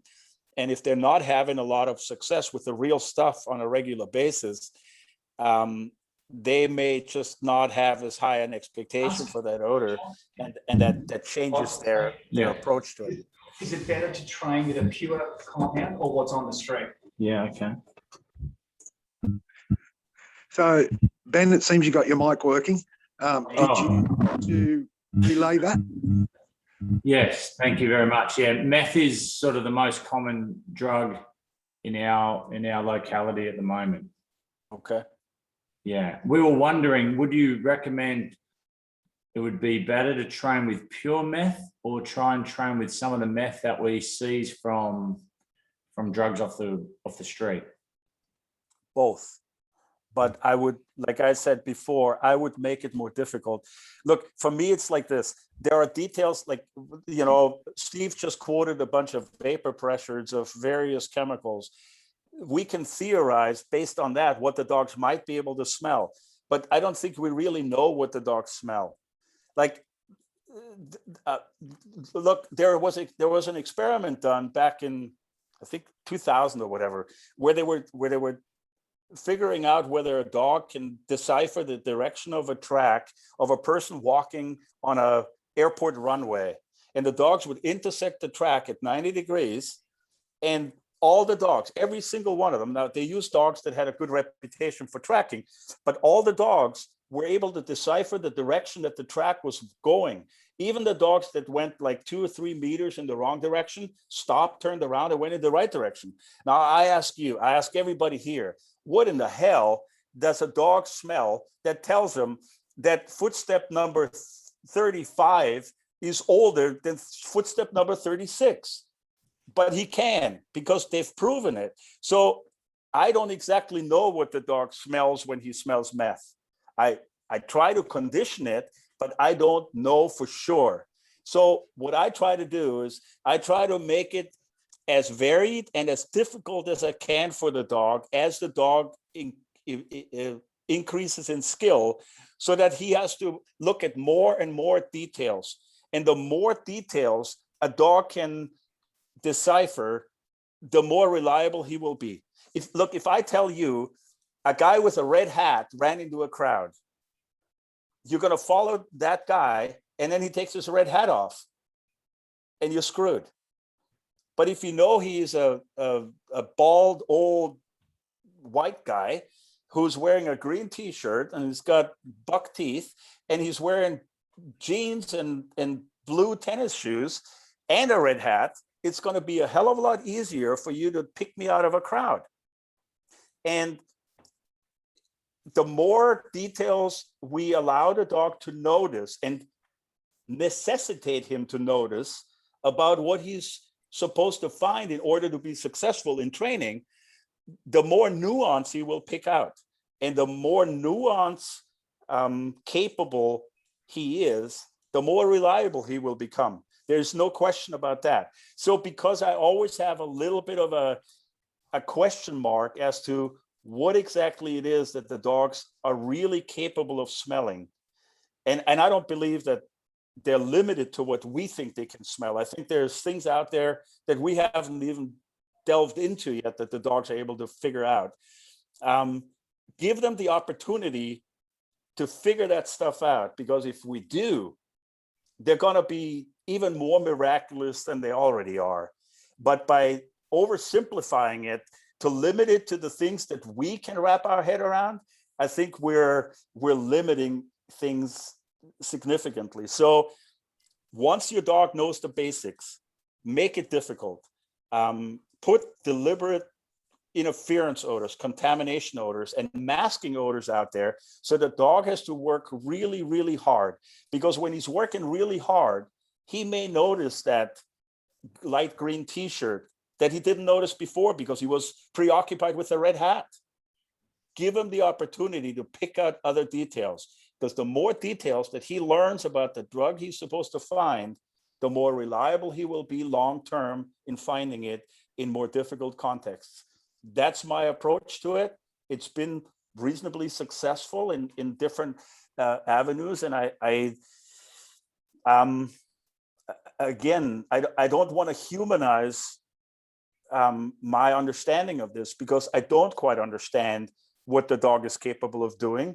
I just want to give him the opportunity to learn something about this unique odor that I want him to find that is beyond my comprehension. And no matter how scientific we get, no matter what analysis we do, and we have all kinds of people doing that kind of stuff, I think we are still a few steps behind what dogs are capable of. That's my belief, and that's what I bank on when I train dogs. Thank you, Alan. I have another question, and this might be more towards Pat. More towards Todd. Thresholds in training. So the question is, what is your take on thresholds in training, and should you be starting off on low thresholds and moving your way up, or some agencies start on large thresholds? What's your take? Well, look, I'd like to address the issue of thresholds specific to the question that was asked about meth, in terms of methodology of low to high or high to low. I'm gonna have to say that's out of my lane, and that's probably a better question for the rest of the dog experts. In terms of threshold and thinking about how we address the method issue specifically, I think Michelle and Armin, I think everybody hit the nail on the head with regard to the idea that the threshold is extraordinarily low. It was brought up that meth has a much higher, orders of magnitude higher vapor pressure, but if we look at the available surface area, it is significantly, let's just use the same terminology, it is magnitudes of order to less surface area. So therefore, even though there's the vapor pressure is high, there just isn't enough material there to make it equal to what is being put out by cocaine or by heroin. And maybe an oversimplified analogy to this would be, think about a peppercorn. So you have a pepper mill and you've got that big solid peppercorn. How much odor do you get off of that peppercorn versus how much odor do you get off of grinding up that peppercorn and now spreading it across your food? I can definitely tell that pepper has been added to my food after it's gone through the mill as opposed to the big peppercorn. And so I think specifically relative to meth, you're looking at trying to find that big peppercorn, when in other narcotics, you're looking at something that's been ground up finely. And so that makes it a real challenge for the dog. And I think that to the point of improving detection, you have to reduce the threshold down as low as possible. And as everybody else has agreed, yes, pure meth gives a clear picture for the dog, but also, you know, pure meth doesn't always exist in the world. And so complicating that scent picture clearly makes sense. But ultimately, if we just drill down into science, it comes down to the amount of available odor based on the geometry of the material itself. I hope that makes sense. Thank you. Michelle, I see you've shared your screen. So go ahead, Michelle, fire away. No, I was being Todd's hype girl, showing a graphic. So while he did his thing. Yes, well, we all know we don't let Todd near electronics. So thank you, Michelle. Hey, Todd. So we're getting close to the kickoff, but if there's any one last question, guys, if you're an attendee, please unmute your mic. You're more than welcome to ask the question yourself. Yeah, sorry, I don't mean to hijack the conference, but I had another question about disturbance. So obviously, when we train for narcotics, we can only train on items we've recently introduced because we can't leave them in an area overnight or anything like that. And what we notice is the dogs often start to indicate on things that are introduced. How can, or do you have any ideas on how we can, the chances of them learning that whatever is introduced is worth indicating on? Because it could be a possibility of success. So if I understand your question, you think that your dogs are alerting on basically the novel item that's been placed into your training field instead of actually odor. Is that correct, Ben? Did Robin read that question correctly?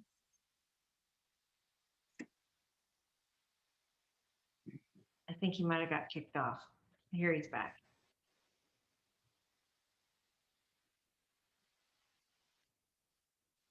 Sorry, we obviously dropped out. That's okay. So if I understood your question Ben, correctly, are you there? yeah, he's back. Okay. Your dogs are, because you're placing items out in your training environment, the dogs are now alerting on anything that's novel in the training environment instead of just odor. Yeah, that's correct. That they have a tendency to just indicate on things that are introduced. Okay. That's a discrimination issue in my world. And so let's go back and have a discussion, even if it's in boxes or something else, and nothing but odor pays. So put baked potatoes out, and the most novel thing I can figure out to put in lots of places are baked potatoes, because baked potatoes don't belong a lot of places. So.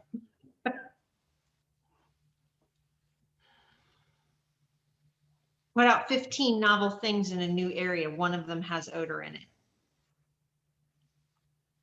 That would be that's where I would start. I don't know what the rest of the group says.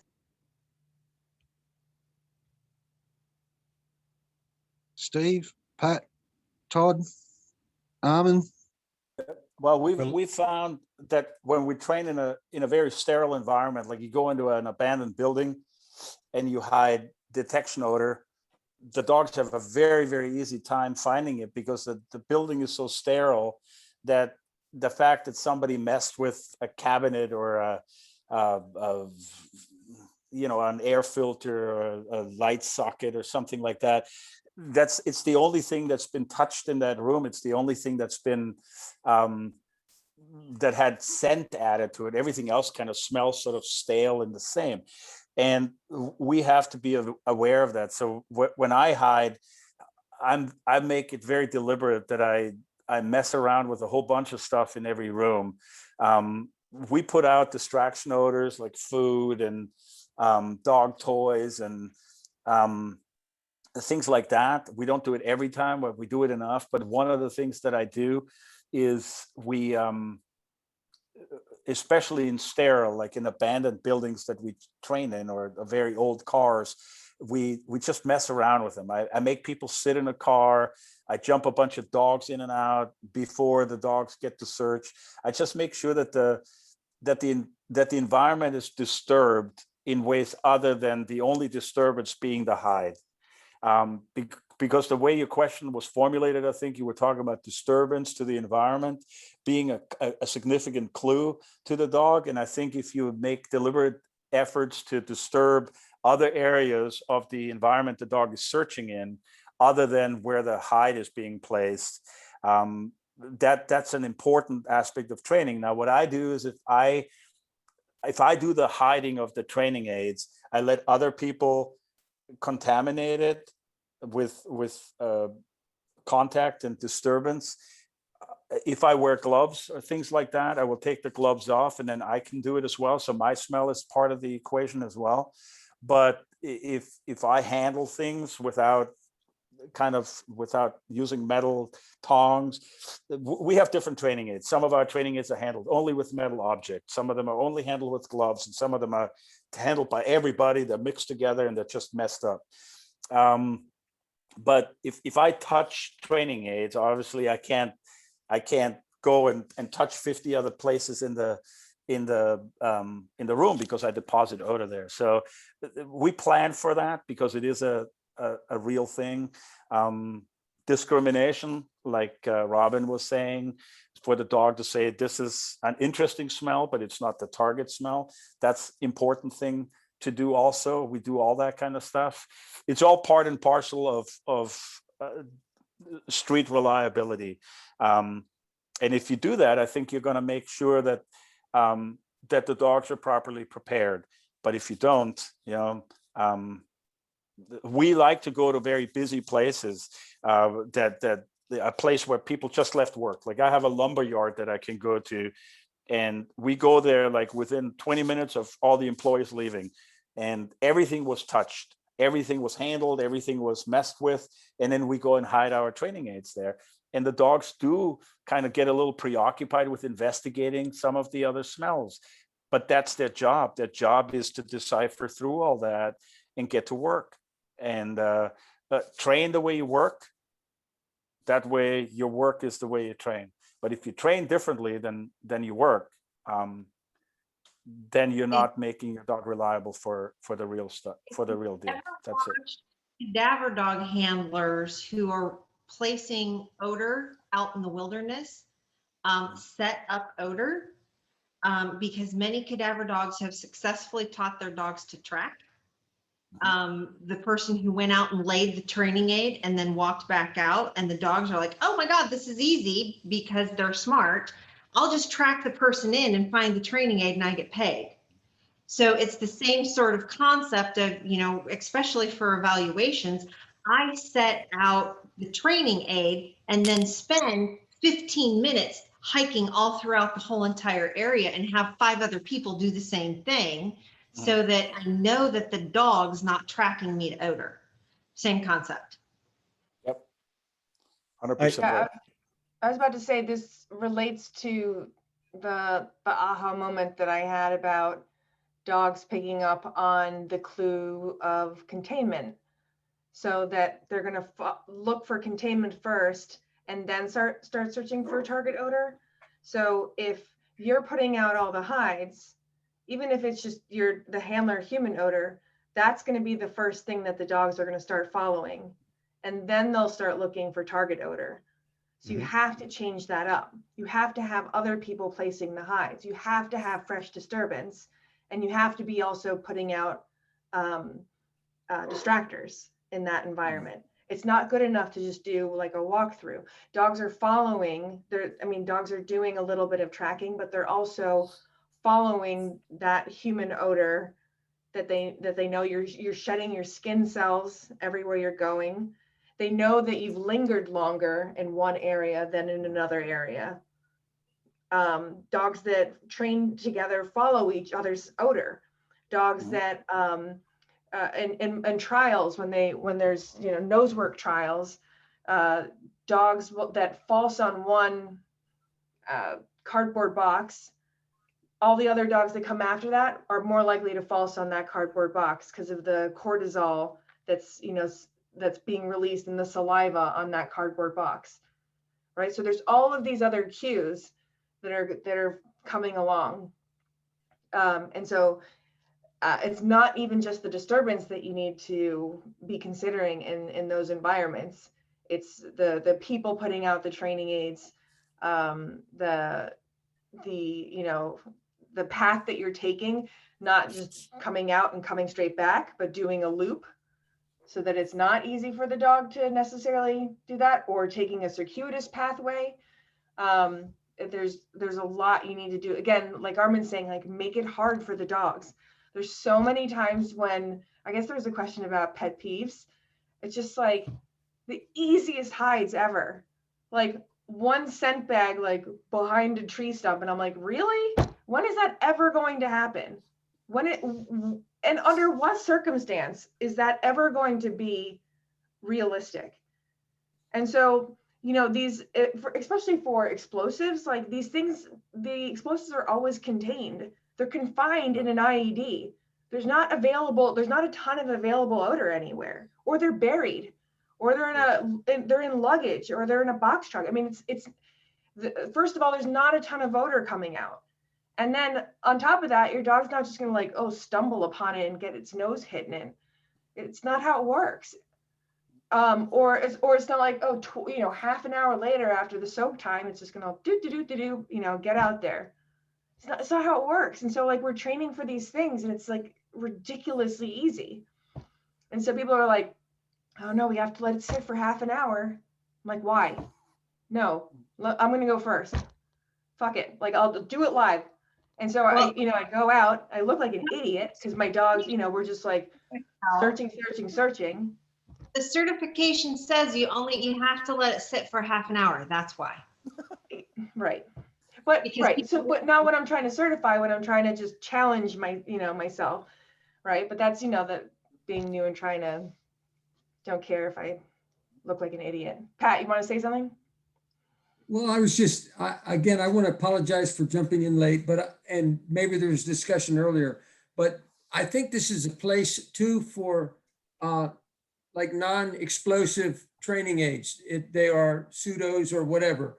You can take a non-explosive training aid that simulates an explosive and place it in a building and leave it for a week and come back. You don't have to have insurance and armed guards and permission from the state governor. That aid, you can put it out and leave it for 3 days or 3 weeks and come back for it. So just the odor soaks.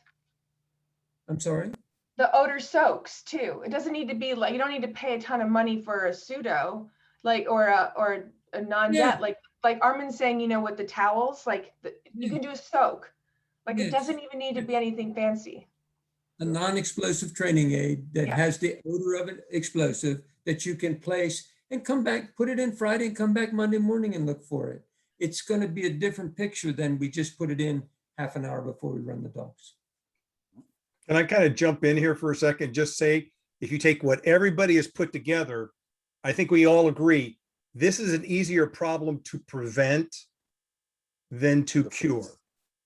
Because once it's in the animal's history, it's in its history. All you can hope to do is dilute those bad reps with something good that will overwhelm it and make it less likely to reoccur, but you cannot completely prevent it. It's in history, it's in history. So do yourself a favor, spend your time doing exactly what Armin described. Go to that lumberyard. Our dogs are urban trackers. We got a lot better when we did two things. We started training on hard surface first, and that hard surface was Costco right at closing time. We waited until everybody was walking out of that place and on their way to their cars, and we started laying our spray tracks there. And all of a sudden, our success rates went through the roof. So, and it took some doing to put our heads together and figure out how to make it happen. But it's the same principle. You're going to save yourself trouble if you spend time in exercise design and really, really give that dog the appropriate challenge where they're at.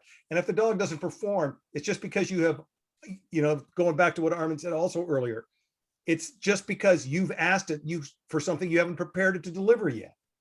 It's not because the dog's stubborn. It's not because he knows better. It's because you just asked more than you're prepared to deliver. Go out there and have some fun preparing the dog to deliver. So that's it. And I have to say that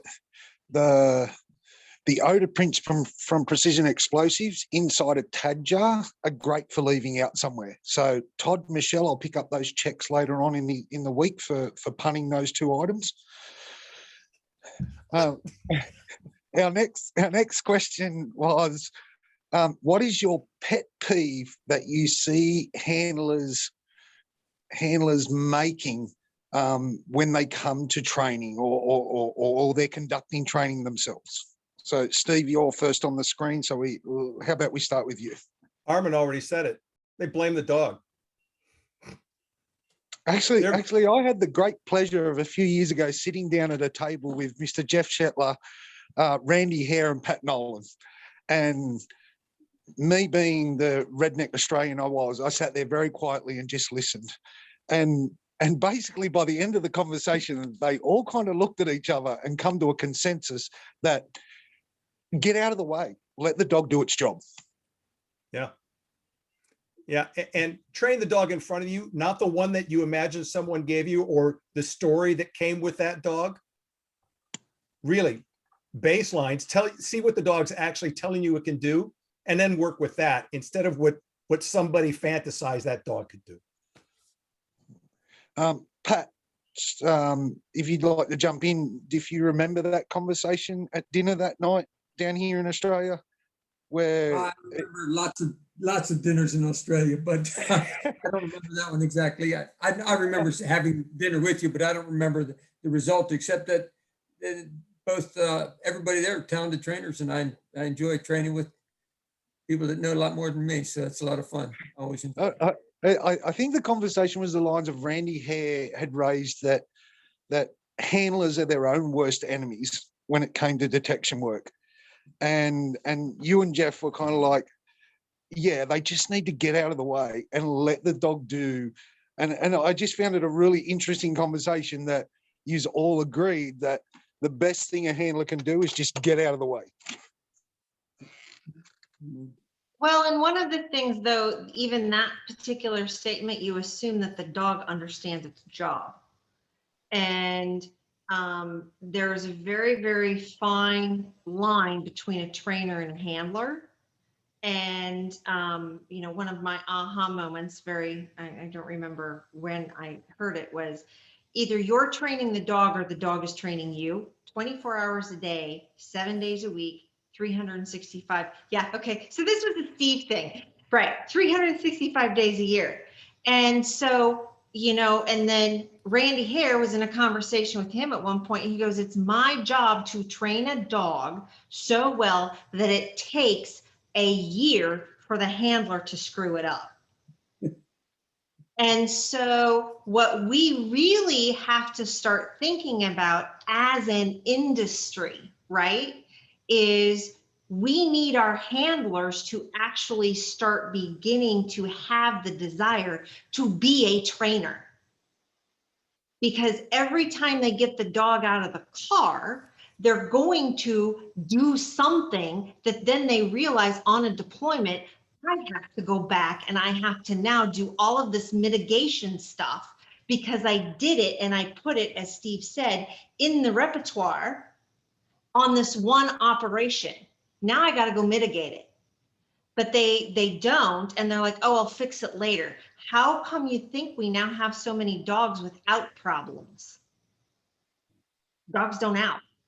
I'll fix it later. And guess what? It's not exciting. So, you know, that's my pet peeve, are the people who show up to training for me and expect me to tell them what to train. Dude, show up, take responsibility for your own training. Oh, I'm getting kind of ranty. But you know, who else knows your dog better than you do? You're more than Uber. Show up, be the other half of the partnership to train the dog. Know what you're supposed to work on. Don't walk up to work on with one of the fantastic trainers that's sitting here and say, I don't know what my dog needs to work on. I have a laundry list. And if I got one of these guys for 5 minutes, oh my gosh, we would have lots of conversations, hopefully over with some alcohol, and really good terminology on what exactly my dog needs to work on. And because if I want my dog to change its behavior, I have to change mine first.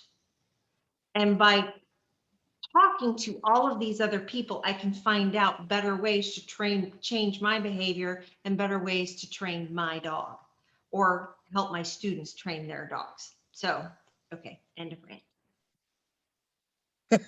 Thanks, Robin. You were getting a little bit red in the face there at certain points. Armin, what's your pet peeve? My pet peeve with handlers is that I think they're competitive with one another. And because they are, they handicap themselves in training. They want to work on the things that make them and their dog shine. And they don't want to work on the things where they could have egg on their face. And as a result, when they're setting things up, they either set things up that the dog is really good at, or if it's something that the dog is not good at, they set it up in a way that the dog is going to have an easy time of it. They're not improving the dog because they don't want to see the dog struggle or fail. And I don't want to see a dog fail, but the dog will never fail anyways, because we're just going to help him in the end and work with the dog. But I think the inability to challenge themselves, to compete against themselves instead of against others, it's a bit of a macho thing. Like we had one handler in the group. The handler wasn't allowed to hide narcotics anymore because the hides were always drawers or flip doors. The dogs would search rooms and they would hit a little bit of odor, and they sat near the closest thing that had a drawer or a flip door, like a cabinet. It drove me crazy. Creative hide placement. Trick the dog. Make it like a criminal. If I hide stuff, I hide it so that your dog can't find it. I'm not going to hide it in a drawer because every idiot cop can pull a drawer open and look in it. If I'm going to hide stuff from the cops, I'm going to hide things in a way that if you don't have X-ray vision, you're not going to find it. So I want to train the dogs to be that X-ray vision. And I like what Pat was saying with a non-explosive training environment. I use little foamy stickers, kid stickers that are foamy, and I stick them in with my training aids so I can stick them on a blank wall or the blank side of a truck or something that has no visual identifying clue for the dog at all. There's a lot of dogs that run into search areas, and the first thing they do is they visually identify targets and they investigate those targets. And then they need help to be detailed and blah, blah, blah. If the dog is taught it can be anywhere, the dog will search everywhere. If a dog goes along a blank wall and all of a sudden I see them kind of go, it can't be here. I can't see anything. It's blank. And then they convince themselves it's there. And then they finally get paid after a while. The dogs just vacuum the entire room. or the entire vehicle. But if you always hide it in a place that the dog can identify, like what Michelle was saying with the containers earlier, if the dog can have a visual identifier of what to check, why would he check everywhere else? It makes no sense. It's inefficient. Dogs are efficient animals, and they will always try to do it as efficiently as they can. To sniff the paint off of a blank wall is not efficient. But if they learn that they have to do that in order to be successful, they will. So I think that as your dog's skill advances as a handler, you need to challenge yourself to make it difficult for the dog so that he can rise to challenges. And I think that's one thing handlers aren't always willing to do, because they don't want to be the one guy whose dog doesn't perform, or the one dog that doesn't find it, or the one dog that takes the longest, or it makes a mistake, or everybody makes fun of me, and blah, blah, blah. I think that competitive nature and that ego being tied into your dog's success in training is a huge hindrance to making your dog better. And like, I work my own dogs. I go to training. I take my personal dogs with me, and I play around with them. And I don't get a lot of times with my own dogs, and I don't always have decoys and stuff like that.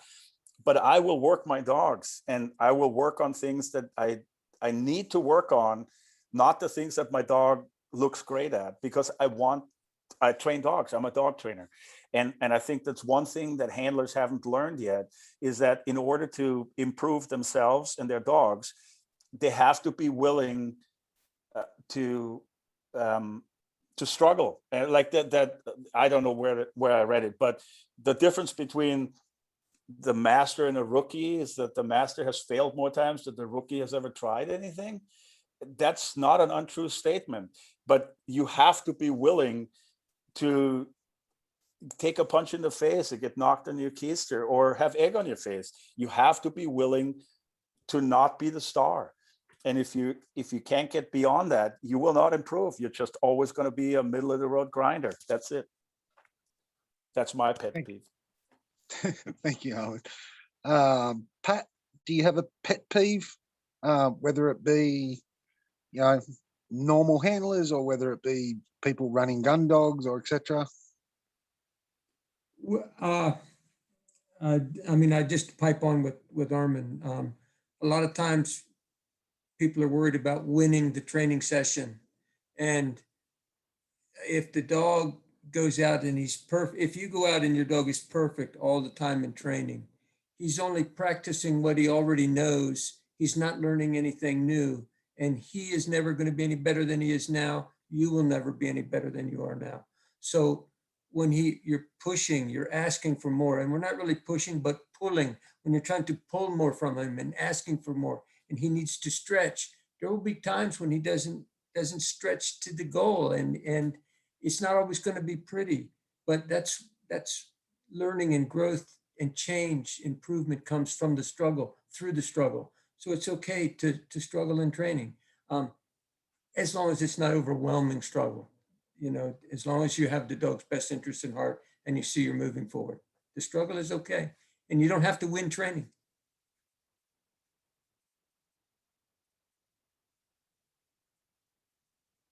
Nice, I like that. Michelle, you've already expressed yours, which was good. Todd, do you have a pet peeve that you find when you go out to do training with guys?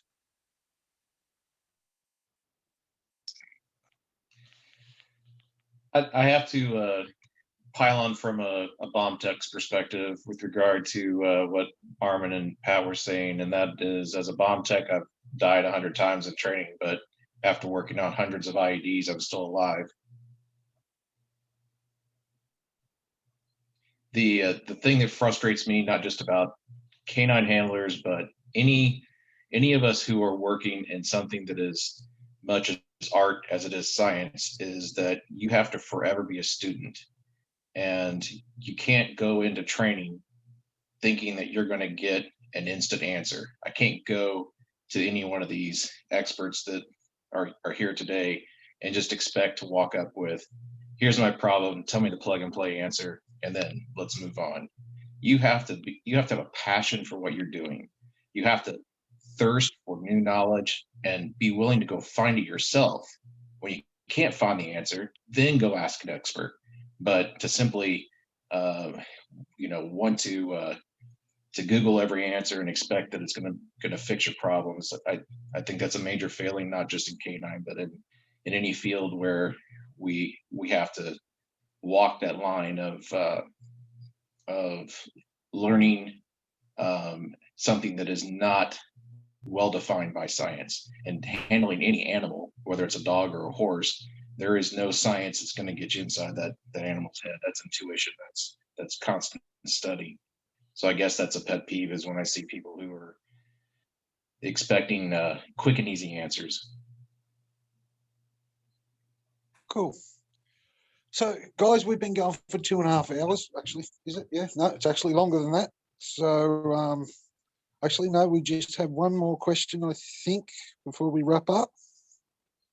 When moving odors around rooms, how do you combat residue odor?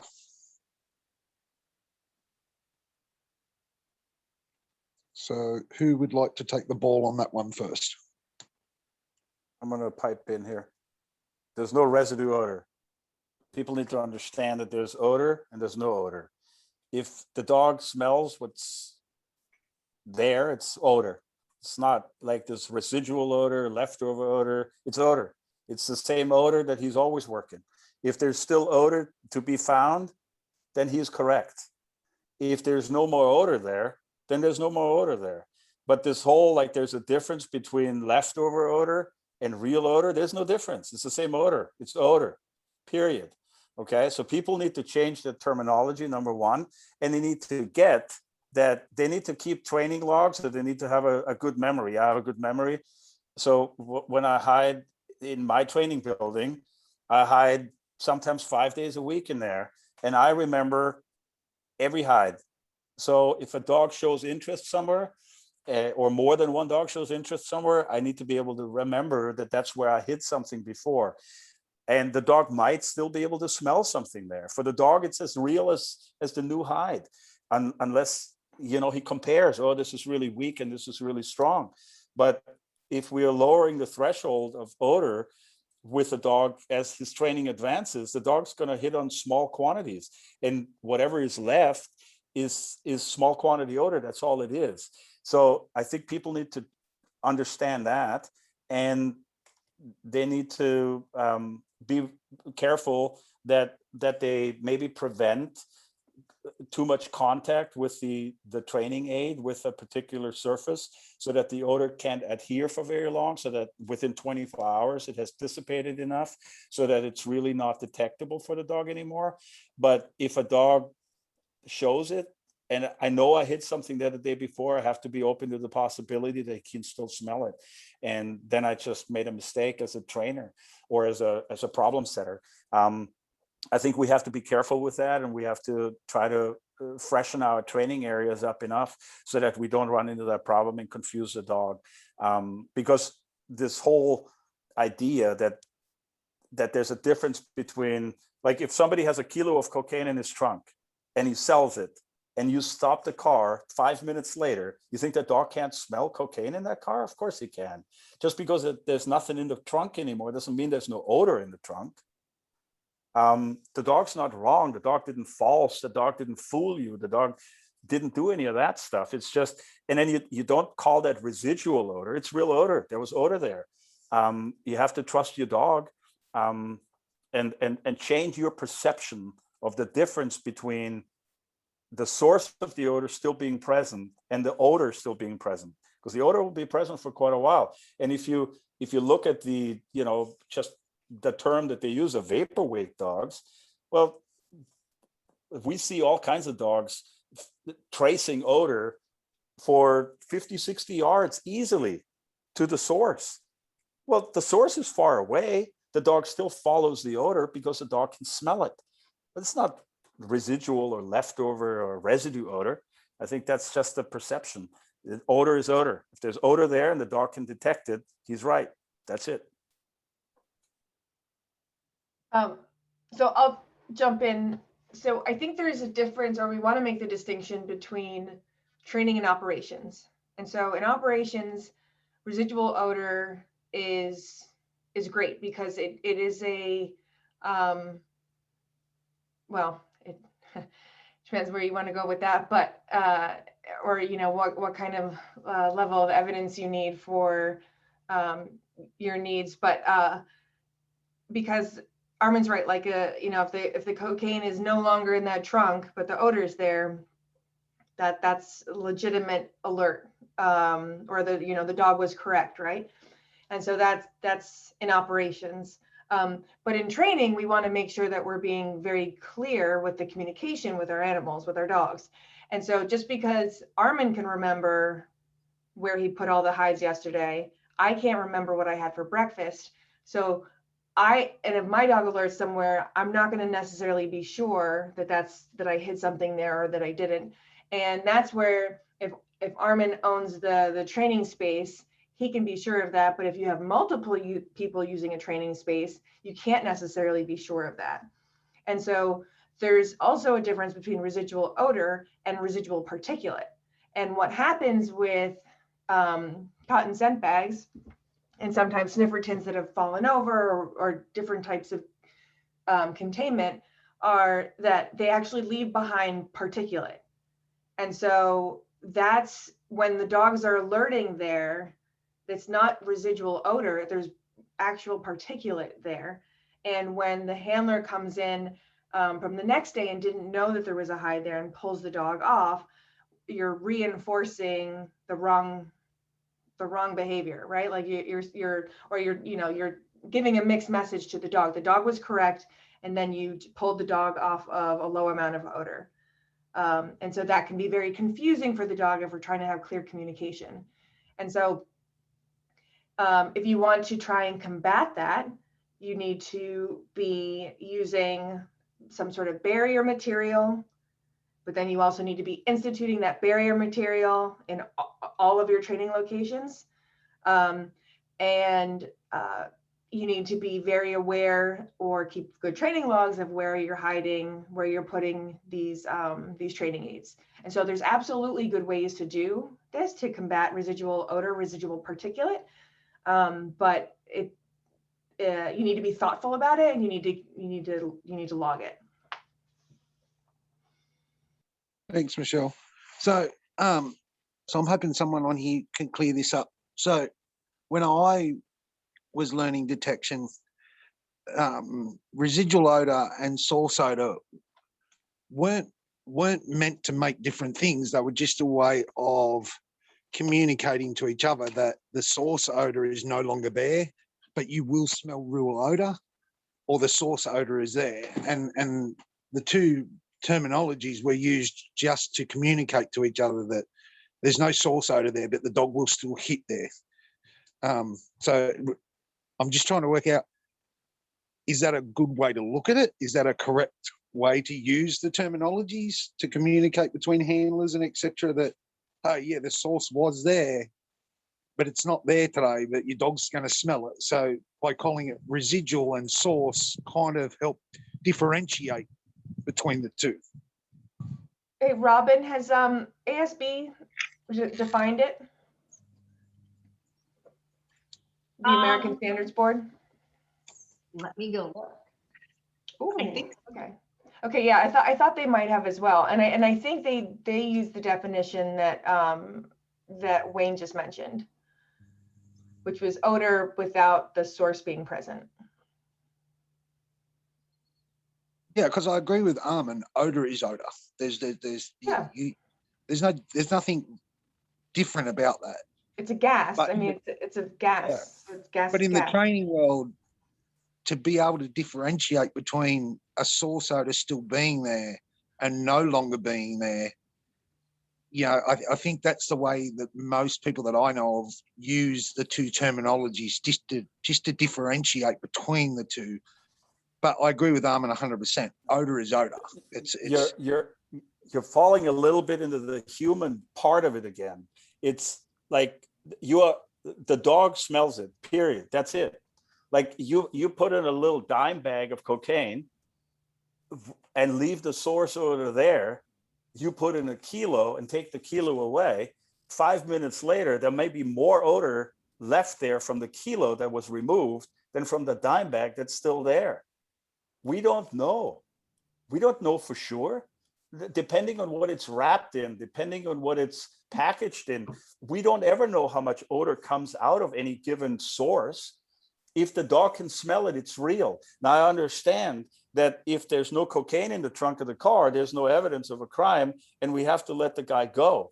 But the dog is, if we trained right, the dog is honest, and he didn't indicate or alert on the trunk just to mess with us or to say, hey, I haven't gotten the ball all freaking night, so I'm going to sit here and pretend, and then you give me the ball anyway. That's not what's happening. If we trained our dog right, and if the dog is a good detection dog, if there's odor to be smelled and he smells it, he's doing the right thing. And we can articulate that in our notes and in our diaries the way, and however people define it. And you may want to use a different term, but if the dog shows everything that he shows when source is there, when the residual odor is there, for the dog, it was the same thing. He doesn't understand the difference between residual and source. Odor for him is odor. And I think for training purposes, we don't know how strong the leftover scent of a missing source is compared to a very small source. So we don't know exactly what's going on. So if it's an honest response, if it's a true behavior change response with a final, the dog is correct. Yeah, We I just don't have to think- keep records. no. And, No and one's yet, saying- I'm not debating that with you. I'm agreeing with Yeah. you, saying that odor is odor. What I'm saying is moving away from the dog into the human world for handlers to be able to communicate and document. They use the two terminologies just to document that the dog hit on, it wasn't the source odor, it had been moved, it hit on residual odor. We So- all understand that the dog smells odor whether the source is there or not. But I the think it's an terminology, articulation. I think if you articulate it in a way, the dog hit on odor, but source no longer present, is a different way of saying, calling it a different type of odor. To me, we're going into a slippery slope by using different terms for one versus the other. In the dog's mind, it's the same. How we articulate it and how we write it down is important, of course, for evidentiary purposes and things like that. But I think we are opening the door to challenges if we put in play that sometimes the dog hits on odor when nothing is there.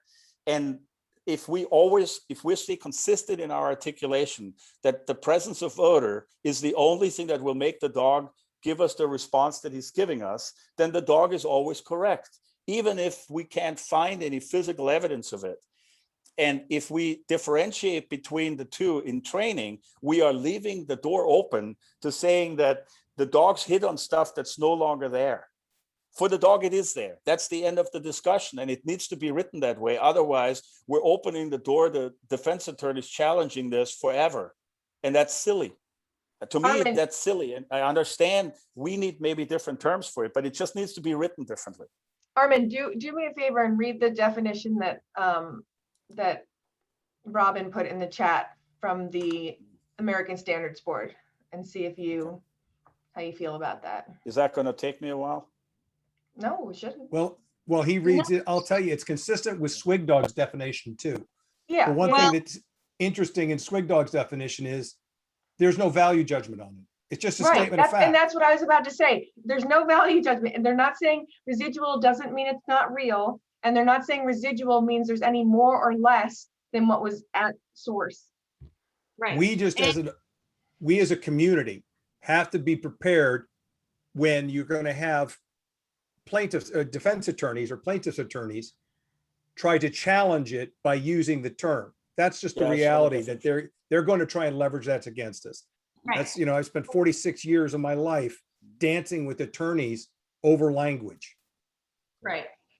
And And it is- yeah, so, and just so you guys are aware, the Swig dog, and a whole bunch of other stuff, right, was actually, I think, disbanded under NIST and then reformed under something else. And so now is basically the American Standards Board and the Academy, the American Academy of Forensic Sciences.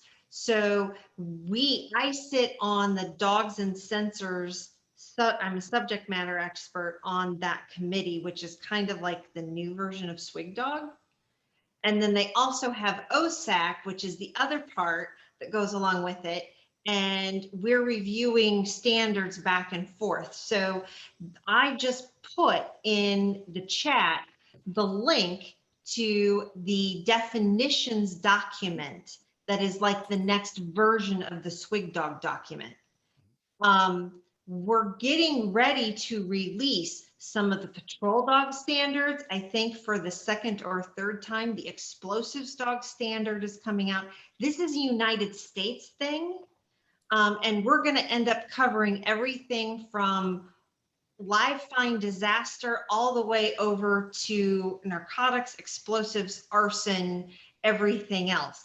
And it's not that I'm an expert in this, it's just that I'm a glutton for punishment, that I will sit down and read standards and look for typos. So that's what it is. But it at least is starting to, as we've actually come back several times in this particular discussion, terminology is incredibly important. And for us to move forward as a scientific based culture that also works in a craft, because that's what we do, we need to be able to have that common foundation language that we can start having really, really good conversations. So I encourage everybody to look through the definitions document, try and make changes in your training nomenclature, it's late, haven't had enough coffee, to get us all moving towards the same language.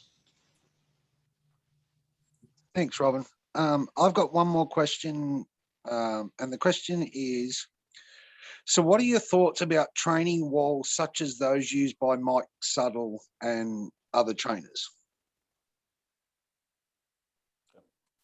I see this addressed to me in the chat, so I'm going to pipe in. Training walls, boxes, all the variations of that are obedience setups to teach the dogs how to respond to odor once they locate it. They have nothing to do with searching. They have nothing to do with locating odor. They can be used to get a dog to discriminate between one odor and another, and they can be used to teach the dog an obedience response to odor, or an aggressive scratching response to odor if you want. They are not places where a dog learns searching.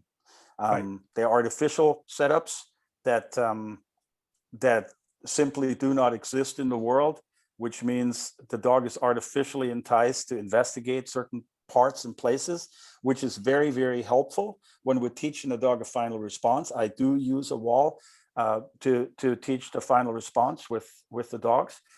I do it for very briefly. The dogs usually spend 2 or 3 days there. That's it. And once I have the final response, it needs to start going into the real world very quickly. Otherwise, it becomes just a game. Dogs look like rock stars on the wall, and then they can't put that into the real world.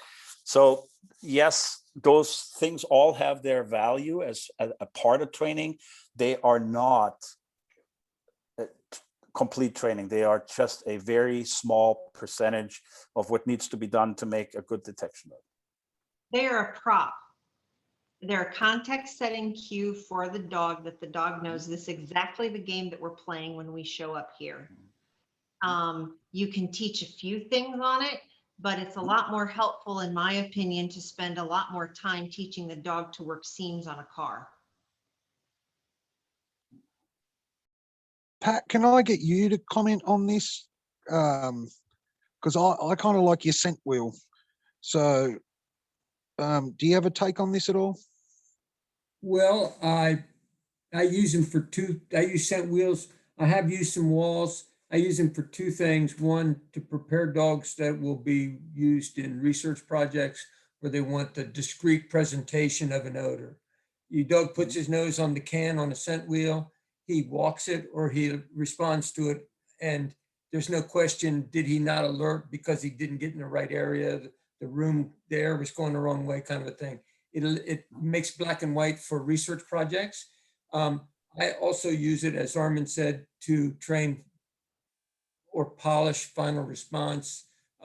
Again, he's there. It's if I'm trying to teach a dog if I want to increase endurance on a final response, it would be a bad time. He searches 45 minutes through a warehouse, finds a very tiny hide, does the best search he's done in a month, and then I fuss around with him for his final response. I mean, it's poor timing to fix that, but I can polish the final response on the wheel and then add it into the real world. If I want to reduce odors, if I want to reduce mass, I can do it quickly there. If I want to add a new distraction that's giving him trouble in the world, I can give him lots of reps walking that distraction. But you cannot train a detection dog there. It's a piece of the things that detection dog needs. On the money. Steve, But do they're you useful tools. have a comment at They all? are useful tools. No, they've said it. It's a tool for a specific purpose or a couple of purposes, and that's it. You know, I use it to teach a report behavior. I use it to teach discrimination, and that's it. End of story. The rest of the work is elsewhere. Thank you very They much. teach a piece. They're used to teach a Yeah. piece of the work. They are not capable of teaching the work, only a piece of the work. And that's okay. We have lots of tools that help us teach pieces and portions of what we need dogs to do. You know, we use a bite suit. We don't let dogs bite people for real. We use all kinds of things like that help teach the dog things. That doesn't mean a bite suit is evil. I use a bite suit, but it's not, the bite suit in itself does not prepare the dog to bite a person for real. It's a tool. Other things have to happen for the dog to be reliable on the street. And it's the same with a scent wall or a wheel or boxes or Randy's boxes or any of that stuff. They serve their purpose and they make certain things more efficient. Like I can use the wall alone with a BSD. I don't need anybody's help. Boxes, it's much harder if the dog is a little bit futzy with boxes. If I get a dog that's been too long in the KMPV program, every time he sees a box, he loses his mind and starts attacking it or barking at it. So I much prefer the wall for that. The wheel is okay, but the dog knows what he's supposed to investigate. He's not searching, he's checking specific things and making a decision when he hits odor, which is great to teach the dog decision-making on odor. But putting that decision together with finding it after searching for a long time is a different context. And the dog has to learn that also. And he can't learn that on a wheel or on a wall or on a box. Correct? Awesome. Do you agree, Pat? Well, I agree. I agree. I mean, I think that's what I said. Yeah, it's exactly what you said. All right, guys. Well, we're going to have to wrap it up. We've taken up going on 3 hours time. But this was absolutely awesome, and hope we can run another one of these panels because it's great to have so many trainers that are at the top of their field having inputs on these questions, and really gives the handlers out there and other trainers some great insights onto how they can fix some of their issues. And what was really nice is it was a open discussion. There was no heated swearing and carrying on, which I think we need a lot more of in the canine industry, these nice open debates to get to final answers. Swearing and carrying on, or we need more open discussions? 100%. And next time we'll try and make sure there's alcohol involved. Okay. Well, all right, guys. Every time somebody says something, we got to each take a shot. Is that the way the next one's going to work?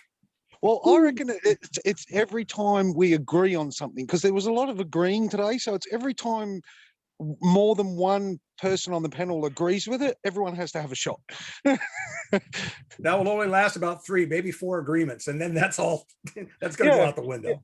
Yeah, and then we can start drinking depth charges for every time we disagree. But look, My I'd brain like to can't thank you handle that, all. losing that many cells. I'd like to thank you all. This is most probably one of the best webinars I've ever been on, having so many world trainers on there giving their opinions. I hope everyone that attended totally enjoyed it. This has been recorded and will be put up for people to review that couldn't make it.